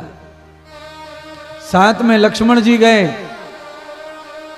वशिष्ठ जी ने कौशल्या दशरथ को समझाया कि विश्वामित्र जैसे ऋषि की सेवा करने के साथ साथ में विश्वामित्र के पास में जो अद्वितीय विद्या हैं, जो मैं तुम्हारे पुत्र को नहीं दे पाया, वो विद्याएं भी तुम्हारे पुत्र के पास आ जाएंगी। गुरु भी ऐसा ही ढूंढना तुम भी। मैं सबको कहता हूं हर कथा में, गुरु ऐसा ढूंढो जो तुम पे कब्जा ना करे। गुरु ऐसा ढूंढो जो कभी कमी पड़ने पर तुम्हें दूसरे अच्छे महात्माओं का रास्ता बता दे, महात्माओं का, कि जाओ उन महात्माओं के पास जाकर भी कुछ ज्ञान है, उस ज्ञान को लेके आओ, मेरे पास शायद ये नॉलेज नहीं है। चिच्चेला के ऊपर कब्जा किसी गुरु को नहीं करना है। शिष्य के ऊपर बड़े बड़े टॉपिक हैं महाराज, बड़ी बड़ी परेशानी। कई लोगों के गुरु मर जाते हैं तो भी वो गुरु नहीं करता। गुरु करना ठीक नहीं रहता, एक ही गुरु है, पर ये अंधविश्वास।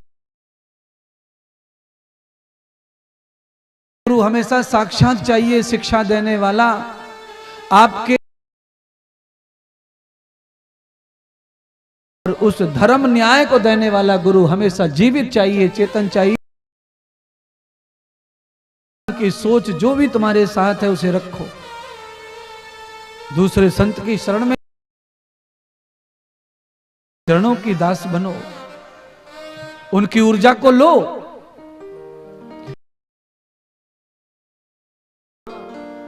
समझ लेना गड़बड़ है कुछ न कुछ।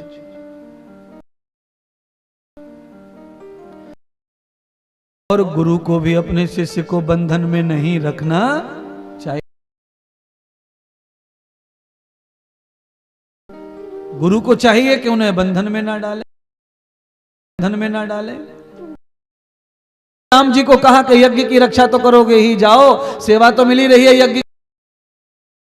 यज्ञ की तुमको, पर इसके पास में अति वाला विद्या है और ये विद्या मेरे पास भी नहीं है।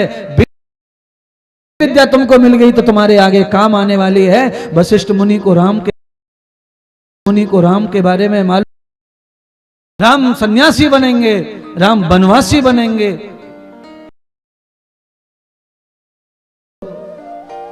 राम और लक्ष्मण दोनों विश्वामित्र जी के यज्ञ में चले गए। दोनों कश्मीर में चले गए अपने नाना जी के यहाँ। राम लक्ष्मण यज्ञ के साथ गए हैं, विद्या सीखने अपने मामा के यहाँ गए हैं। सकते हैं, कथा को समझ सकते हैं कि माता कैकेयी आज कश्मीर है उसे स्वर्ग कहते थे पहले।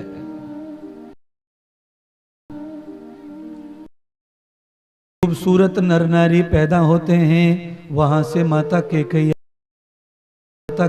आई हैं। कश्मीर के जो जनक हैं,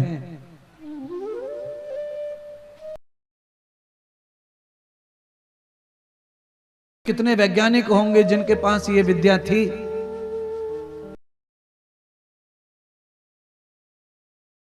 कश्मीर के लोग पानी कम ही पीते होंगे क्योंकि वहां मॉइस्चर ज्यादा है, ठंडक ज्यादा है।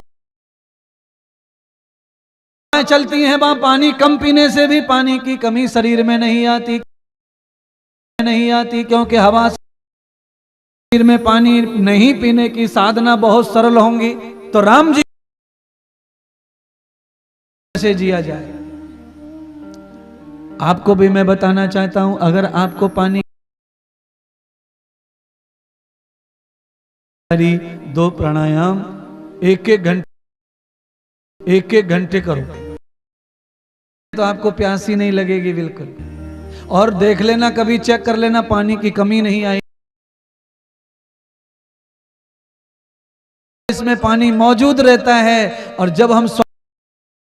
जब हम श्वासें खींचते पानी की पूर्ति हो जाती है। अच्छा बोलो,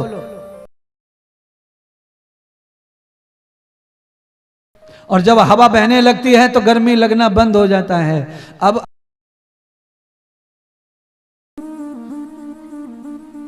जब आप आए थे 2 बजे तब गर्मी क्यों नहीं लग रही है? क्योंकि सूरज टेढ़ा चला गया, सूरज की दशा बदल, अपने आप ठंडक हो जा रहा है। कहीं कहीं इतनी सारी विज्ञान जानने की जरूरत है, जहां हम भावना में आकर के सीधा चमत्कार समझने लगते हैं, वहां थोड़ी सी खोज करने की जरूरत है विज्ञान की।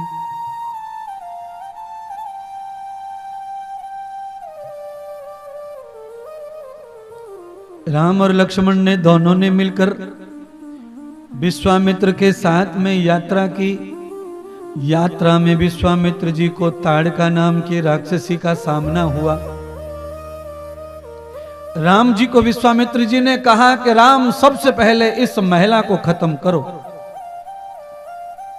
राम जी ने अपनी जिंदगी में जो सीखा, धनुष चलाना, बाण चलाना, आज राम जी ने पहली बार उस मायावी राक्षसी को पहली बार हथियार चला के खत्म किया।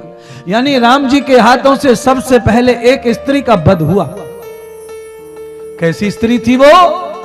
ऋषि मुनियों के तप को भंग करने वाली माया रचती थी और विश्वामित्र जी को यज्ञ करने नहीं देती थी, उनको अपनी तरफ लालायत करती थी, आकर्षित करती थी। विश्वामित्र जी उस स्त्री की वजह से इतने परेशान थे कि कब उनका तप भंग हो जाए, कब बदनामी हो जाए, तो राम जी ने उस स्त्री को खत्म कर दिया। ताड़का जो मदमस्त नशे में, जो दूसरों को भी नशे में डाल दे, वो ताड़का। ताड़का का वध करके भगवान श्री राम जी की यज्ञशाला का चयन किया गया। राम लक्ष्मण ने जंगल से लकड़ी लाकर यज्ञशाला सजित की। देह धरे रघुनाथ सब जाने मूल सुजान, देहते अनुज भ्रात लक्ष्मण को सेवा सुत संजान। राम जी श्री लक्ष्मण जी को सेवा का ज्ञान देते हैं और कहते हैं दिशान उत्तरो क्रियाम प्रबद्धो पूर्व मह्यमः। ए लक्ष्मण, उत्तर दिशा को देखो, मैं पूर्व दिशा को देख रहा हूं और अपने गुरुदेव से आज्ञा करो कि वो यज्ञ के यजमान बन के आहुतियां प्रारंभ करें, अब कोई विघ्न नहीं आएगा। भगवान राम पूर्व दिशा में खड़े हो गए और लक्ष्मण जी को दक्षिण उत्तर दिशा में खड़ा किया और भगवान पश्चिम दिशा में पीठ करके पूर्व दिशा में मुख करके विश्वामित्र आहुति करने लग गए। यज्ञ प्रारंभ हो गया। ओम प्रजापतये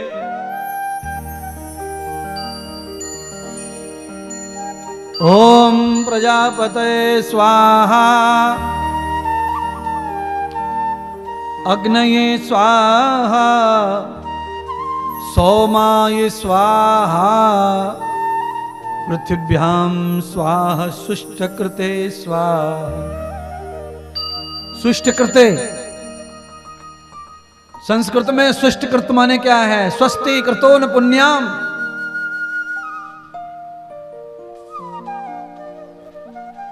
समस्त जीवों का कल्याण हो, इस भावना से आहुति कर रहे हैं। मैं आप सब लोगों से हाथ जोड़ के कहना चाहता हूं, पंडित पुजारी ब्राह्मण आचार्यों के साथ में जितने भी भारत पे यजमान बनते हैं, सारे यजमानों से कहना चाहता हूं, कोई भी पूजा दुनिया की करो, ब्राह्मण क्षत्रिय वैश्य मिलकर, वो केवल सबके कल्याण का भाव रख के पूजा में बैठो, फिर देखो तुम्हें कैसे कैसे फल आते हैं। कोई तो ऐसे मंत्र, ऐसे नारियल, ऐसे नींबू मिर्ची पड़वा के लाता है कि दुकान बंद हो जाए पड़ोसी की। कमाल की बात है। लोग भी बड़े अच्छे होशियार ज्ञानी है महाराज। ऐसा कुछ जादू टोना कर देंगे, ऐसा कुछ टोटका कर देंगे कि किसी का व्यापार रुक जाए, किसी के भैंस से दूध ना दे, किसी की गाय ना दूध दे, किसी के बच्चे ना हो। ये क्या है भाई? अरे आपके पास में जगत को भला करने के लिए विज्ञान, पूजा पाठ का नॉलेज है, उसका सदुपयोग करो। किसी भी स्थिति में लालच में आकर के कभी भी अपने तंत्र का दुरुपयोग मत कीजिए। सर्वे भवन्तु सुखिनः का भाव रखिए। आप विश्वामित्र जी की तरह यज्ञ करेंगे तो राक्षस भी तुम्हें तकलीफ देंगे, तो राम स्वयं खड़े हो जाएंगे तुम्हारे यज्ञ की जीवन की रक्षा के लिए। पर ये तंत्र मंत्र करते रहोगे तो आपत्ति में कोई तुम्हारे साथ आने वाला नहीं है। सुनिए, तंत्र मंत्र करने वाले जितने भी हैं ना, वो अकेले पड़ जाते हैं कभी कभी। जब तक चलती है ढोंग की दुकान चलती है, पर कभी जब ढोल में पोल नजर आता है समाज को, तो फिर ये कहीं के नहीं बचते। इसीलिए आप अपनी सिद्धि को, आप अपनी तंत्र को, आप अपने मंत्र को, आप अपनी वेद शास्त्र की विद्या को समाज के हित के लिए, समाज के कल्याण के लिए ही यूज कीजिए। ये मैं नहीं कह रहा हूं, ये मंत्र कह रहे हैं। ओम अग्नये स्वाहा, प्रजापतये स्वाहा, सोमाय स्वाहा। कहाँ है सोम? अग्नि में सोम देवता कहाँ है? चंद्रमा कहाँ है? पर उनके नाम का घी चढ़ा रहे हैं, उनके नाम का हबी चढ़ा रहे हैं, उनके नाम का अन्न चढ़ा रहे हैं। क्यों चढ़ा रहे हैं? क्योंकि अग्नि में जो चीज जाती है वो भस्म होकर ऑक्सीजन के रूप में हवा में चली जाती है और हवा समस्त जगह पहुंच जाती है, क्योंकि हवा भी एक देवता है और अग्नि भी एक देवता है।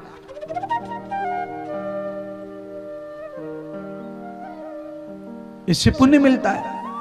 हम उर्ण होते हैं ऋण से, राष्ट्र की सेवा करने से उर्ण होंगे। अपने परिवार को देखो भालो 90%, 100%, पर राष्ट्र को संभालो और देखो 1,00,000%। क्योंकि जब राष्ट्र सुधरेगा, राष्ट्र बचेगा, तो तुम्हारे परिवार का कभी कोई नुकसान होने वाला नहीं है। कभी नुकसान नहीं होगा आपका। आप कभी महाराष्ट्र में जाएंगे तो वहां पर शनि महाराज की तीर्थ, शनि सिंगापुर। शनि सिंगापुर में क्या है आप देखिए, वहां पे घरों में ताले नहीं पड़ते। बोलो, घरों में ताले नहीं पड़ते। और एक लात मार के दीवार टूट जाए, ऐसे घरों में भी ताले पड़े हुए भरचट्टी में। यानी कि आदमी तनक से हंसते मुस्कुराते भी धक्का लग जाए तो दीवार औंधे मुंह गिर जाए, चौड़ा खुल जाएगा घर, उसको भी ताला डाल रखा है। बताओ ताले का क्या फायदा? यहां तो लात से काम चल रहा है। इसको कहते हैं घोर कलयुग। क्या ये घोर कलयुग है? श्रीमद् भागवत कथा में राजा परीक्षित को बता रहे हैं। कौन? युधिष्ठिर महाराज कि हे बेटी, जब कलयुग आएगा तो लोहार हथियार नहीं बनाएगा, हल नहीं बनाएगा, वो ताला बनाने में खुशी समझेगा और माला माल हो जाएगा। बड़ी बड़ी फैक्ट्रियां होंगी ताला बनाने की। बैलों का हल चलाना बंद हो जाएगा कलयुग में और तालों की फैक्ट्रियां खुल जाएंगी। कमाल की बात है महाराज।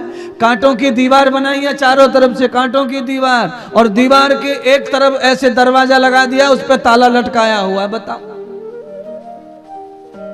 क्या खेल रचा जो भगवान ने। देखो लीला कैसी हो रही है। कलयुग है, पर वो शनि सिंगापुर कैसा गांव? उस गांव का मुखिया भगवान शनि है, देवता शनि है, इष्ट देवता शनि है। और वहां वो परंपरा है कि वहां जो ताला डालेगा उसके घर में से पैसा चला जाएगा बिना चोरी के। और जो खुल्लम खुल्ला रखेंगे वो धनवान बने रहेंगे, पूंजीपति बने रहेंगे। ऐसे ही मैं आपको कहना चाहता हूं कि आप अपनी अकल का ताला खोलो, अपने दिल का ताला खोलो और इसमें राम को डालने दो, राम को आने दो, राम को आने दो, राम को आने दो, धर्म को आने दो, यज्ञ को आने दो, कथाओं को आने दो, और फिर देखो कमाल क्या होता है तुम्हारे जीवन में।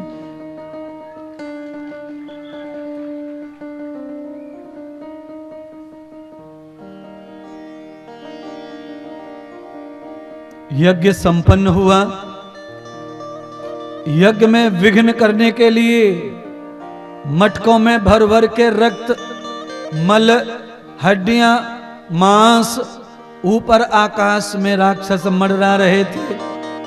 पर श्री लक्ष्मण जी को आज्ञा हुई राम जी की, बस लक्ष्मण जी के 13 बाणों के प्रहार से राक्षस वहां से भाग निकले। देखिए यज्ञ में भगवान ने राक्षसों का वध नहीं किया। मैं भी कहना चाहता हूं आपसे, जब भी कोई धार्मिक अनुष्ठान हो, कथा हो, भागवत हो, रामायण हो, यज्ञ हो, हवन हो, पूजा हो, कोई राक्षस भी आके घेरे तो आप उसे डरा धमका करके दूर करने की कोशिश करो, पर उसे मत मारो, नहीं तो आपके यज्ञ में विघ्न आ जाएगा, यज्ञ हिंसक हो जाएगा। प्रबुद्धम यज्ञम न कर्म भूयम जातान दर्शितो यथाम पुरुषो धीमहि युक्तानाम। अपने धार्मिक कार्यों को बचाने के लिए विघ्न करने वालों की कोई कमी नहीं होती है। आपके ही अड़ोस पड़ोस में कोई आपका दुश्मन होता है जो आपके धर्म कार्य में बाधा डालना चाहता है, उस समय आपको जितना सर झुकाया जाए झुकाएं, जितना सरल बना जाए बने और अपने धार्मिक कार्य को सफल करें। यही बुद्धिमता है, यही यजमान का धर्म है, यही यजमान की सरलता है। उससे ही प्रभु प्रसन्न होते हैं। विश्वामित्र भी अस्त्र शस्त्र चलाते थे, पर विश्वामित्र ने कहा नहीं, मैं यजमान आसन पर बैठूंगा, मैं अस्त्र नहीं चलाऊंगा। उसके लिए मुझे राजा चाहिए, राजा की मदद चाहिए। देखिए, विश्वामित्र जी का साथ देकर के भगवान ने 6 वर्ष तक वहीं पर निवास किया और भगवान 6 वर्ष वहां रुके, विद्या अध्ययन भी किया भगवान ने। और विद्या अध्ययन करते करते आज विश्वामित्र के आश्रम पर एक पत्र आया है। उस पत्र को विश्वामित्र जी राम से पढ़वा रहे हैं। कहां से आया है ये पत्र? जनकपुर से। राजा जनक ने पत्र में लिखा हुआ है, महर्षि विश्वामित्र आप हमारे यहां पधारें सह परिवार, और मार्ग में जो संत महात्मा मिले उन्हें लेते आए। आप हमारे मुखिया हैं इस दिशा के।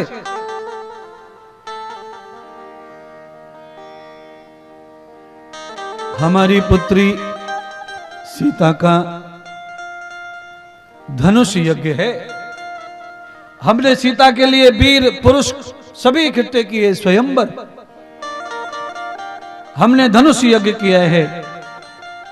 हमारी पुत्री का धनुष यज्ञ सफल हो और किसी धर्मात्मा पुरुष के साथ हमारी बेटी का विवाह हो जाए,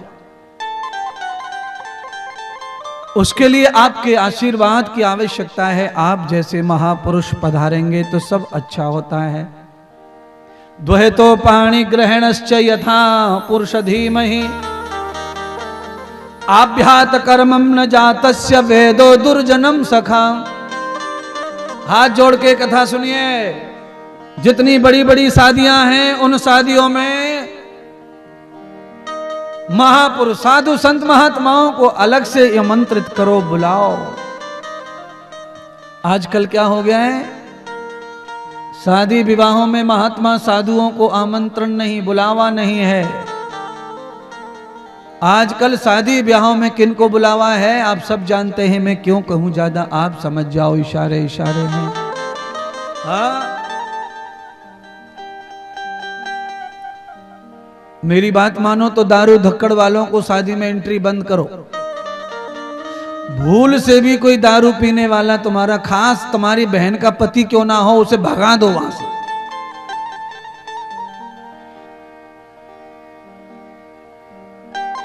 शुभ विवाह कार्ड पे क्या लिखा हुआ है? शुभ विवाह। और गेट पे क्या लिखा हुआ है? पांडाल के गेट पे शुभ विवाह। और गेट के अंदर जा कौन रहे? अशुभ लोग जा रहे हैं। विवाह शुभ है और अशुभ लोगों की एंट्री है तो वहां शुभ कुछ नहीं होगा, सब अशुभ अशुभ होगा। महात्मा चाहते हैं कि जहां शुभ लिखा हुआ है वहां अशुभ नहीं होना चाहिए। अशुभ लोगों के चरण नहीं पड़ेंगे तो सब शुभ होगा।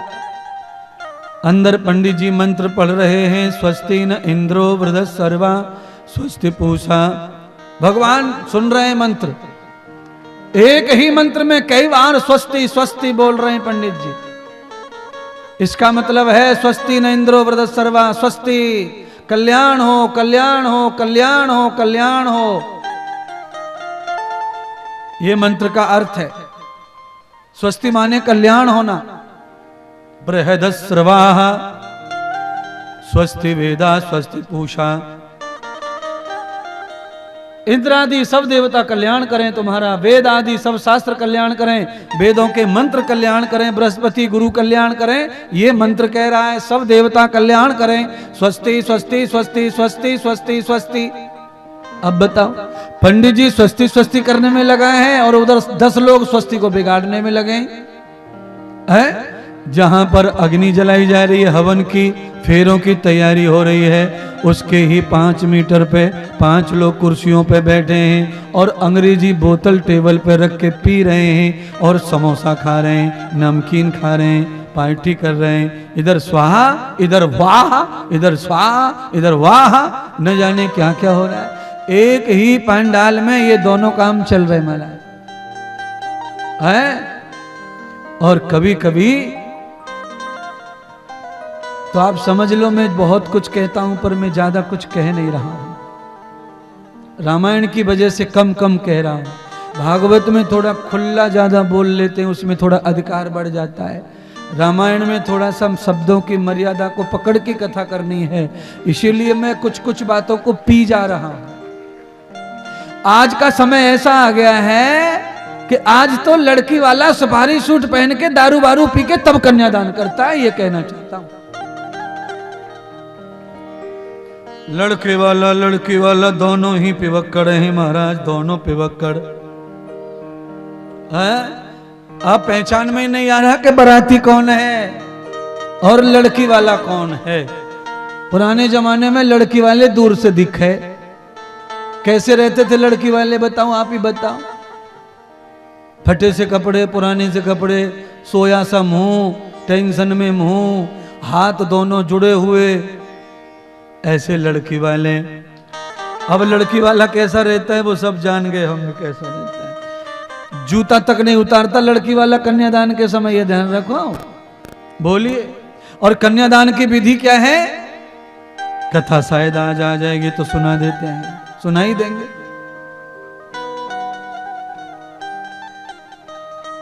पत्र में लिखा है कि आप माई परिवार संतों के साथ पधारें आशीर्वाद को।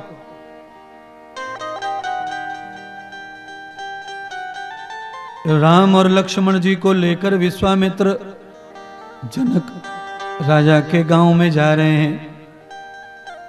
जनकपुर में आगे विश्वामित्र हैं, पीछे राम, उनके पीछे लक्ष्मण। ये क्या है? इसके दो अर्थ किए। जो सच्चा सेवक, जो सच्चा ईमानदार भक्त और जो गुरु और भगवान का दास, वो उन दोनों की फिक्र करता है। गुरुदेव जहां चल रहे हैं उस पर राम चल रहे हैं, और राम जहां चल रहे हैं उस पर लक्ष्मण चल रहे हैं। पर लक्ष्मण जी को डबल मुसीबत है। गुरुदेव का पैर बचाना है, राम जी का पैर बचाना है। और जंगल का ऐसा मार्ग है कि जिसमें पगडंडी ऐसी है कि एक ही पैर रख सकते हैं, उसमें दो पैर बड़ी मुश्किल से आते हैं, तीसरा आ ही नहीं रहा है। तो लक्ष्मण के पैरों में कांटे चुभ रहे हैं, इधर उधर इधर उधर।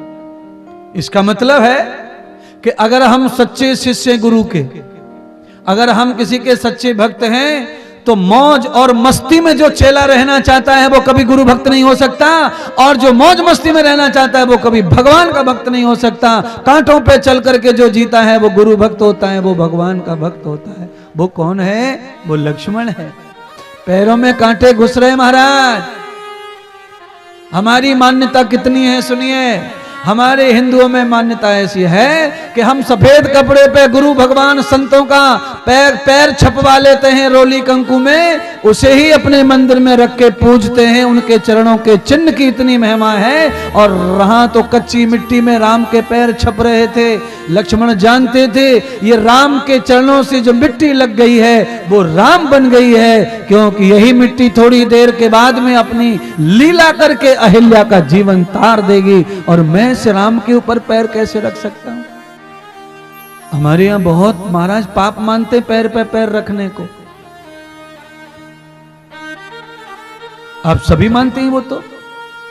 कोई बैठा होता है, हमारा पैर लग जाए तो हम सॉरी बोलते हैं, आके लौटते हैं, पैर को भी छूते हैं। भोजन करते समय तो और पाप। लक्ष्मण कितनी संघर्ष कर रहे हैं। विश्वामित्र जी आगे बढ़े।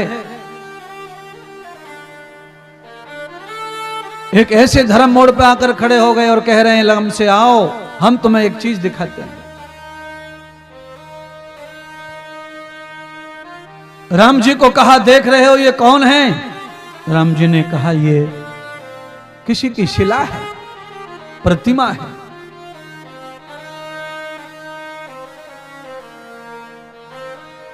कौन है? तो कहा राम ये तुम्हारा इंतजार कर रही है प्रतिमा। मेरा? क्यों? गुरुदेव राज बताइए। विश्वामित्र कहते हैं गौतम ऋषि की धर्म पत्नी की शिला बन गई है। इसी जगह पर गौतम ऋषि ने अपनी पत्नी को श्राप दिया था कि तुम शिला बन जाओ। क्यों? तो विश्वामित्र ने चरित्र बताया कि गौतम की पत्नी अहिल्या को इंद्र ने, अहिल्या की सुंदरता पे मोहित होकर इंद्र ने गौतम ऋषि का भेष धारण करके प्रातःकाल ब्रह्म मुहूर्त में उनके साथ में संबंध कर लिया। और गौतम ऋषि ने इस बात को देख लिया तो गौतम ऋषि वहीं कुपित हो गए। गौतम ऋषि ये जानते थे कि मेरी पत्नी का दोष नहीं है, इंद्र ने भेष बनाया है, मेरा गौतम ऋषि का भेष बनाया, फिर भी अपराध मेरी पत्नी से हुआ है, इसलिए उसे दंड तो भोगना ही पड़ेगा, पतिव्रत धर्म का। अहिल्या ने गौतम ऋषि से प्रार्थना पूर्वक माफी मांगते हुए कहा, मुझे जो दंड देना है दो, पर मेरे जीवन में यह कलंक नहीं रहना चाहिए चरित्र का, क्योंकि चरित्र का कलंक जीवन में आदमी को कहीं का नहीं छोड़ता है। तब गौतम ऋषि ने अहिल्या को उपदेश दिया कि इस कलंक से बचना है तो श्री भगवान राम जी के चरणों का ध्यान कर, और एक दिन तुम्हारे ध्यान से प्रसन्न होकर राम जब तुम्हारे पास स्वयं चल के आएंगे और उनके चरणों की रज तुम्हारे ऊपर पड़ेगी, तब तुम्हारे शरीर का ये दाग मिटेगा और तब ही तुम्हारा दूसरा जन्म होगा। वो जमे तक तुम्हें भजन करना पड़ेगा। प्यारे बंधुओं, गए बहोर गरीब नवाजू, सकल सबल साहिब रघुराजू। भगवान तुलसीदास कहते हैं कि जो हमारे जीवन में चला गया, जो लौट के नहीं आता, वो भी आ जाता है लौट के। कब? जब राम के चरणों में हम चले जाते हैं पूरी दुनिया छोड़ के। तब तो जिनका धन चला गया, जिनका सम्मान चला गया, जिनका चरित्र चला गया, जो अब समाज में मुंह दिखाने के लायक नहीं है, वो दुनिया छोड़ के कहीं ऐसी एकांत में जाओ, राम के चरणों में निरंतर राम का ध्यान करो, और राम जब प्रकट हो जाएंगे तो तुम देवता बन के आओगे लौट करके दुनिया में, दूसरा जन्म होगा तुम्हारा, परमात्मा की दृष्टि से तुम्हारी दुनिया सुधर जाएगी। बोलिए, हमारे जीवन में हमसे कुछ गलत हो जाए तो उस गलत से निकलने के लिए हम इनका उनका सहारा तो लेते हैं। पुलिस को खरीदेंगे, कुछ नेता का सहारा लेंगे, कुछ करवाएंगे, रिपोर्ट बदलवाएंगे, एफआईआर बदलवाएंगे, ये रोकेंगे, सोशल मीडिया पे पैसा देंगे। अरे भाई, भगवान के शरणागति हो जाओ, राम कथा कह रही है। अगर तुमसे भूल हुई है तो, अगर जानबूझ के किया है तो उसकी सजा मिलनी चाहिए, उसे भोगना चाहिए।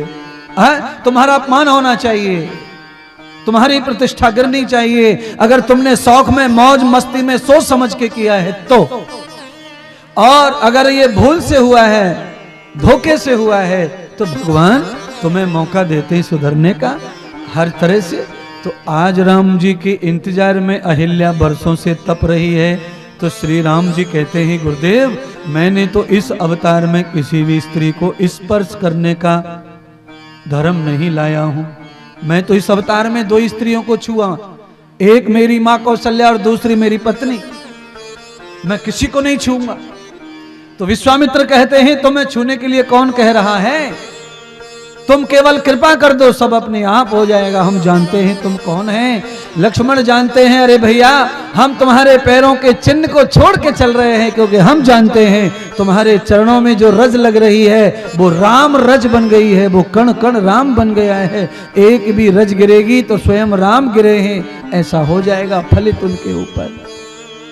तत्काल पवन देव आए और उन पवन देव की कृपा से भगवान श्री राम जी के चरणों पर धूल जमा हो गई, और वही पवन देव उस धूल को उड़ाकर ले गए, और ऊपर से पवन देव ने धूल को छोड़ दिया अहिल्या के ऊपर, और वही धूल जैसे जैसे गिरती जा रही, अहिल्या पत्थर से सुंदर नारी के रूप में परिवर्तित करती जा रही। वही अहिल्या भगवान की कृपा से आज देवी के रूप में उभर के आई।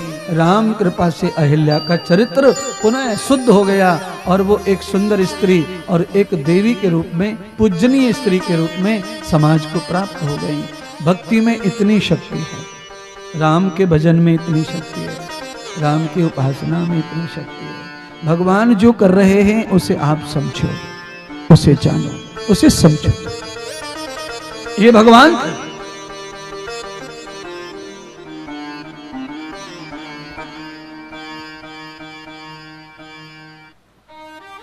अहिल्या का उद्धार किया भगवान ने, और फिर भगवान यात्रा में चले गए। और मेरे प्रभु यात्रा करते करते करते करते करते संध्या काल हो गया। दुहिपादौ नवाद संध्याम यस्तो पद योग सर्जिता। जैसे ही संध्या काल हुआ, विश्वामित्र जी ने डेरा डाल दिया कि हे राम, अब सूर्य अस्त हो गया है, अब हम ध्यान भजन करें, यात्रा बंद करें। चाहे हम कितनी भी अखंड यात्रा में हो, पर हमें सुबह ब्रह्म काल में और शाम को ब्रह्म काल में 2 बार यात्रा रोक के भी बैठ के थोड़ी देर अलग से भगवान को भजना चाहिए। फिर चलते चलते भी भगवान को भजते रहें। ये तो तब बताया है जब आदमी अखंड हो। और हम नौकरी चाकरी व्यापार बिजनेस यात्रा कार में गाड़ी में घोड़े में प्लेन में, वहां तो जरूर ही से समय पर भजन करना चाहिए। चाहे समय कम दो, पर थोड़ी देर रुको, बैठो और भगवान के लिए थोड़ी देर अपने संसार के कर कृत्यों को छोड़ो और प्रभु के थोड़ी देर बन के चार्ज करो खुद को, और फिर कर्म करने के लिए खड़े हो जाओ, चल पड़ो, काम करो। भगवान कहाँ कहते हैं कि हमें दिन भर हमें भजो। भगवान कहते हैं हमें भज के संसार भजोगे तो संसार तुम्हारे लिए सुंदर प्रतीत होगा, और बिना हमें भजे संसार भजोगे तो संसार तुम्हें भक जाएगा, खा जाएगा, संसार तुम्हें निगल जाएगा। तुम्हारी जो कल्पनाएं, तुम्हारी जो इच्छाएं वो तुम्हें पूरी नहीं हो पाएंगी। ये संसार किसी को भी तृप्त नहीं कर सकता। तृप्त करने के लिए मैं चाहिए।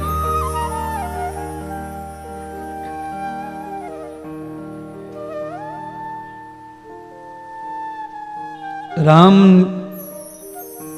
दौड़ कर गए लक्ष्मण जी के साथ में और कुआं से पानी भर लाए। गुरुदेव को स्नान कराया बंधुओं, पैर दबाए, मालिश, और जो कंदमूल थे वो फल आदि खाकर गुरुदेव को सुलाया राम और लक्ष्मण जी ने। फिर राम जी सोने लगे तो लक्ष्मण जी ने राम के चरण दबाए तो राम जी को सुलाया। अब लक्ष्मण जी को कौन सुलावे बताओ? इसको कहते हैं सेवा, ये है दास। ऐसे ही लक्ष्मण बलराम नहीं बन जाएंगे। दूसरे जन्म में बलराम बनने के लिए बहुत कुछ करना पड़ता है। रात और दिन की खुशियां खोनी पड़ती हैं। अपने गुरुदेव को फूलों में सजा के रखना पड़ता है और खुद कांटों में जीना पड़ता है। तब अगला जन्म बलराम का होता है, तब अगला जन्म श्री राधा का होता है। बोलिए श्री राधा रानी की जय, बलराम भैया की जय। ऐसे नहीं महान बनोगे महाराज। वही राम द्वापर में कृष्ण बन के आए तो राधा के पैर दबा रहे हैं, बदला चुका रहे हैं, ऐसा समझो।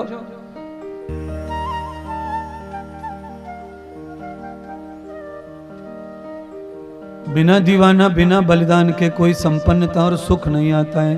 बलिदान दो।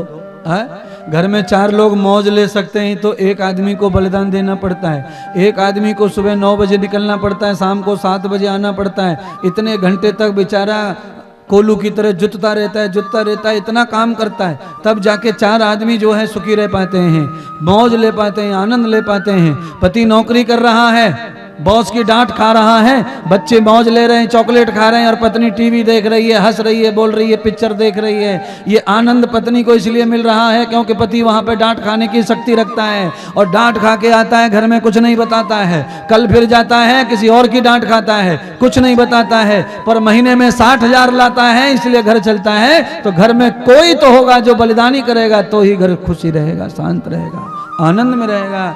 अगर सब आनंद लेंगे तो घर सुखी नहीं रहेगा। है?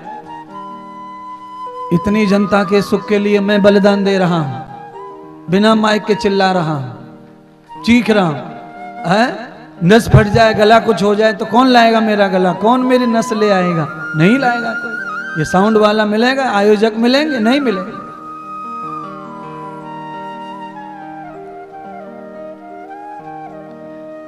आपको लग रहा होगा कथा तो आवाज तो अच्छी आ रही है, आवाज तो अच्छी आ रही है, आपको आ रही है ना? पर आप तक पहुंचाने के लिए आवाज को यहां बहुत जोर लगाना पड़ता है। अब आप आवाज आ रही है आपको? आवाज आ रही है कि नहीं आ रही है? आवाज कहां गई आवाज? ऐसे कथा होनी चाहिए इस आवाज में। अब इस आवाज में कथा हो तो 5 घंटे भी चले तो अच्छा है, टेंशन नहीं कुछ है। अच्छा बोलो, छत पर चढ़ करके पापा को आवाज आप कितने घंटों तक लगा सकते हैं? पापा, खेत पे गया है पापा तुम्हारा, कितनी देर तक खेत में खड़े होके पापा को आवाज दे सकते हैं? आप समझ गए, 2 बार 4 बार या 6 बार, उसी में थक जाएंगे।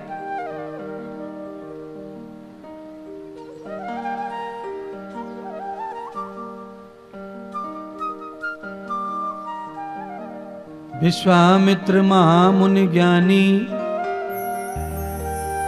विश्वामित्र जी ने विश्राम किया, राम जी ने विश्राम किया, और उसके पश्चात लक्ष्मण जी विश्राम नहीं कर पाए, क्योंकि उन्हें सुबह की तैयारी करनी है। लक्ष्मण जी गए सरोवर में, स्नान कर लिया उन्होंने, 2 बजे स्नान कर लिया, कपड़े धो लिए, सुखा लिए, पहन लिए। रात में कैसे कर लिया? क्योंकि 4 बजे राम जी उठेंगे, पहले वो स्नान करवाना, फिर वो गुरु जी का स्नान करवाएं। प्रातः काल हुआ, दोनों भाइयों ने सेम नियम का पालन किया। लक्ष्मण शीघ्र पानी भर के राम जी को स्नान कराए, राम जी स्नान करके गुरुदेव के लिए जल आदि लेकर आए। तीनों स्नान से संपन्न हो गए। तब विश्वामित्र जी ने राम जी और लक्ष्मण को कहा कि थोड़ा पूजा अर्चना करनी है, पुष्प आदि की व्यवस्था करो। तब भगवान श्री राम और लक्ष्मण दोनों जानकी वाटिका में पुष्प टटोलने गए, पुष्प लेने के लिए गए। राम जी की भेंट हुई, राम जी की भेंट हुई सीता जी और उनकी सखियों से। देह दरस रघुनाथ के एक रूप निहार, देखौ अनुज सखी सबही काका रूप बखान। सखियों ने लक्ष्मण जी को देखा फूल तोड़ते या फूल बीनते, तो आके लड़ाई कर दी लक्ष्मण जी से। कौन हो तुम? बड़े घमंडी लगते हो, हमारी वाटिका में घुसे और हमें पूछा नहीं और आंखें निकाल रहे हो मोटी मोटी। लक्ष्मण जी की आंखें थोड़ी मोटी ही थी, बड़ी आंख थी उनकी। क्यों थी बड़ी आंख? कारण आप सब जान गए होंगे, लक्ष्मण शेष नारायण के अवतार थे, इसलिए उनके नेत्र जो आंखें जो थी वो डरावनी टाइप की थी। शेष भगवान जो है वो आंखें घुमाते तो हैं पर पलक नहीं मारते, तो लक्ष्मण पलक नहीं मारते थे, आंखें घुमाते थे यूं यूं यूं, पर यूं यूं वाली पलक नहीं मारते। और आदमी की आंख जब घूम रही हो और पलक ना मर रहे हो तो समझ लेना आदमी इस समय चिढ़ में है, क्रोध में है, गुस्से में है। सखियों ने लक्ष्मण के साथ विवाद किया। लक्ष्मण ने कहा कि हमने फूल तोड़े नहीं है तुम्हारे, तुम झूठी शक कर रही हो। ये जो फूल हैं ये वृक्षों ने हमें यूं ही दिए हैं, हमने खाली झोली फैलाई है। राम लक्ष्मण ने अपने अपने दुपट्टे डाल दिए थे पुष्पों के नीचे, वृक्षों के नीचे, और इंतजार किया। हवा चली, हवा से जो फूल आए वही इकट्ठे किए, पर सखियों को भ्रम हो गया, तोड़ें तोड़ें तोड़ें। और आप जानते ही होंगे, आप किसी के बगीचे में से कुछ तोड़े तो किसी किसी को बड़ी गुस्सा और नाराजगी आती है।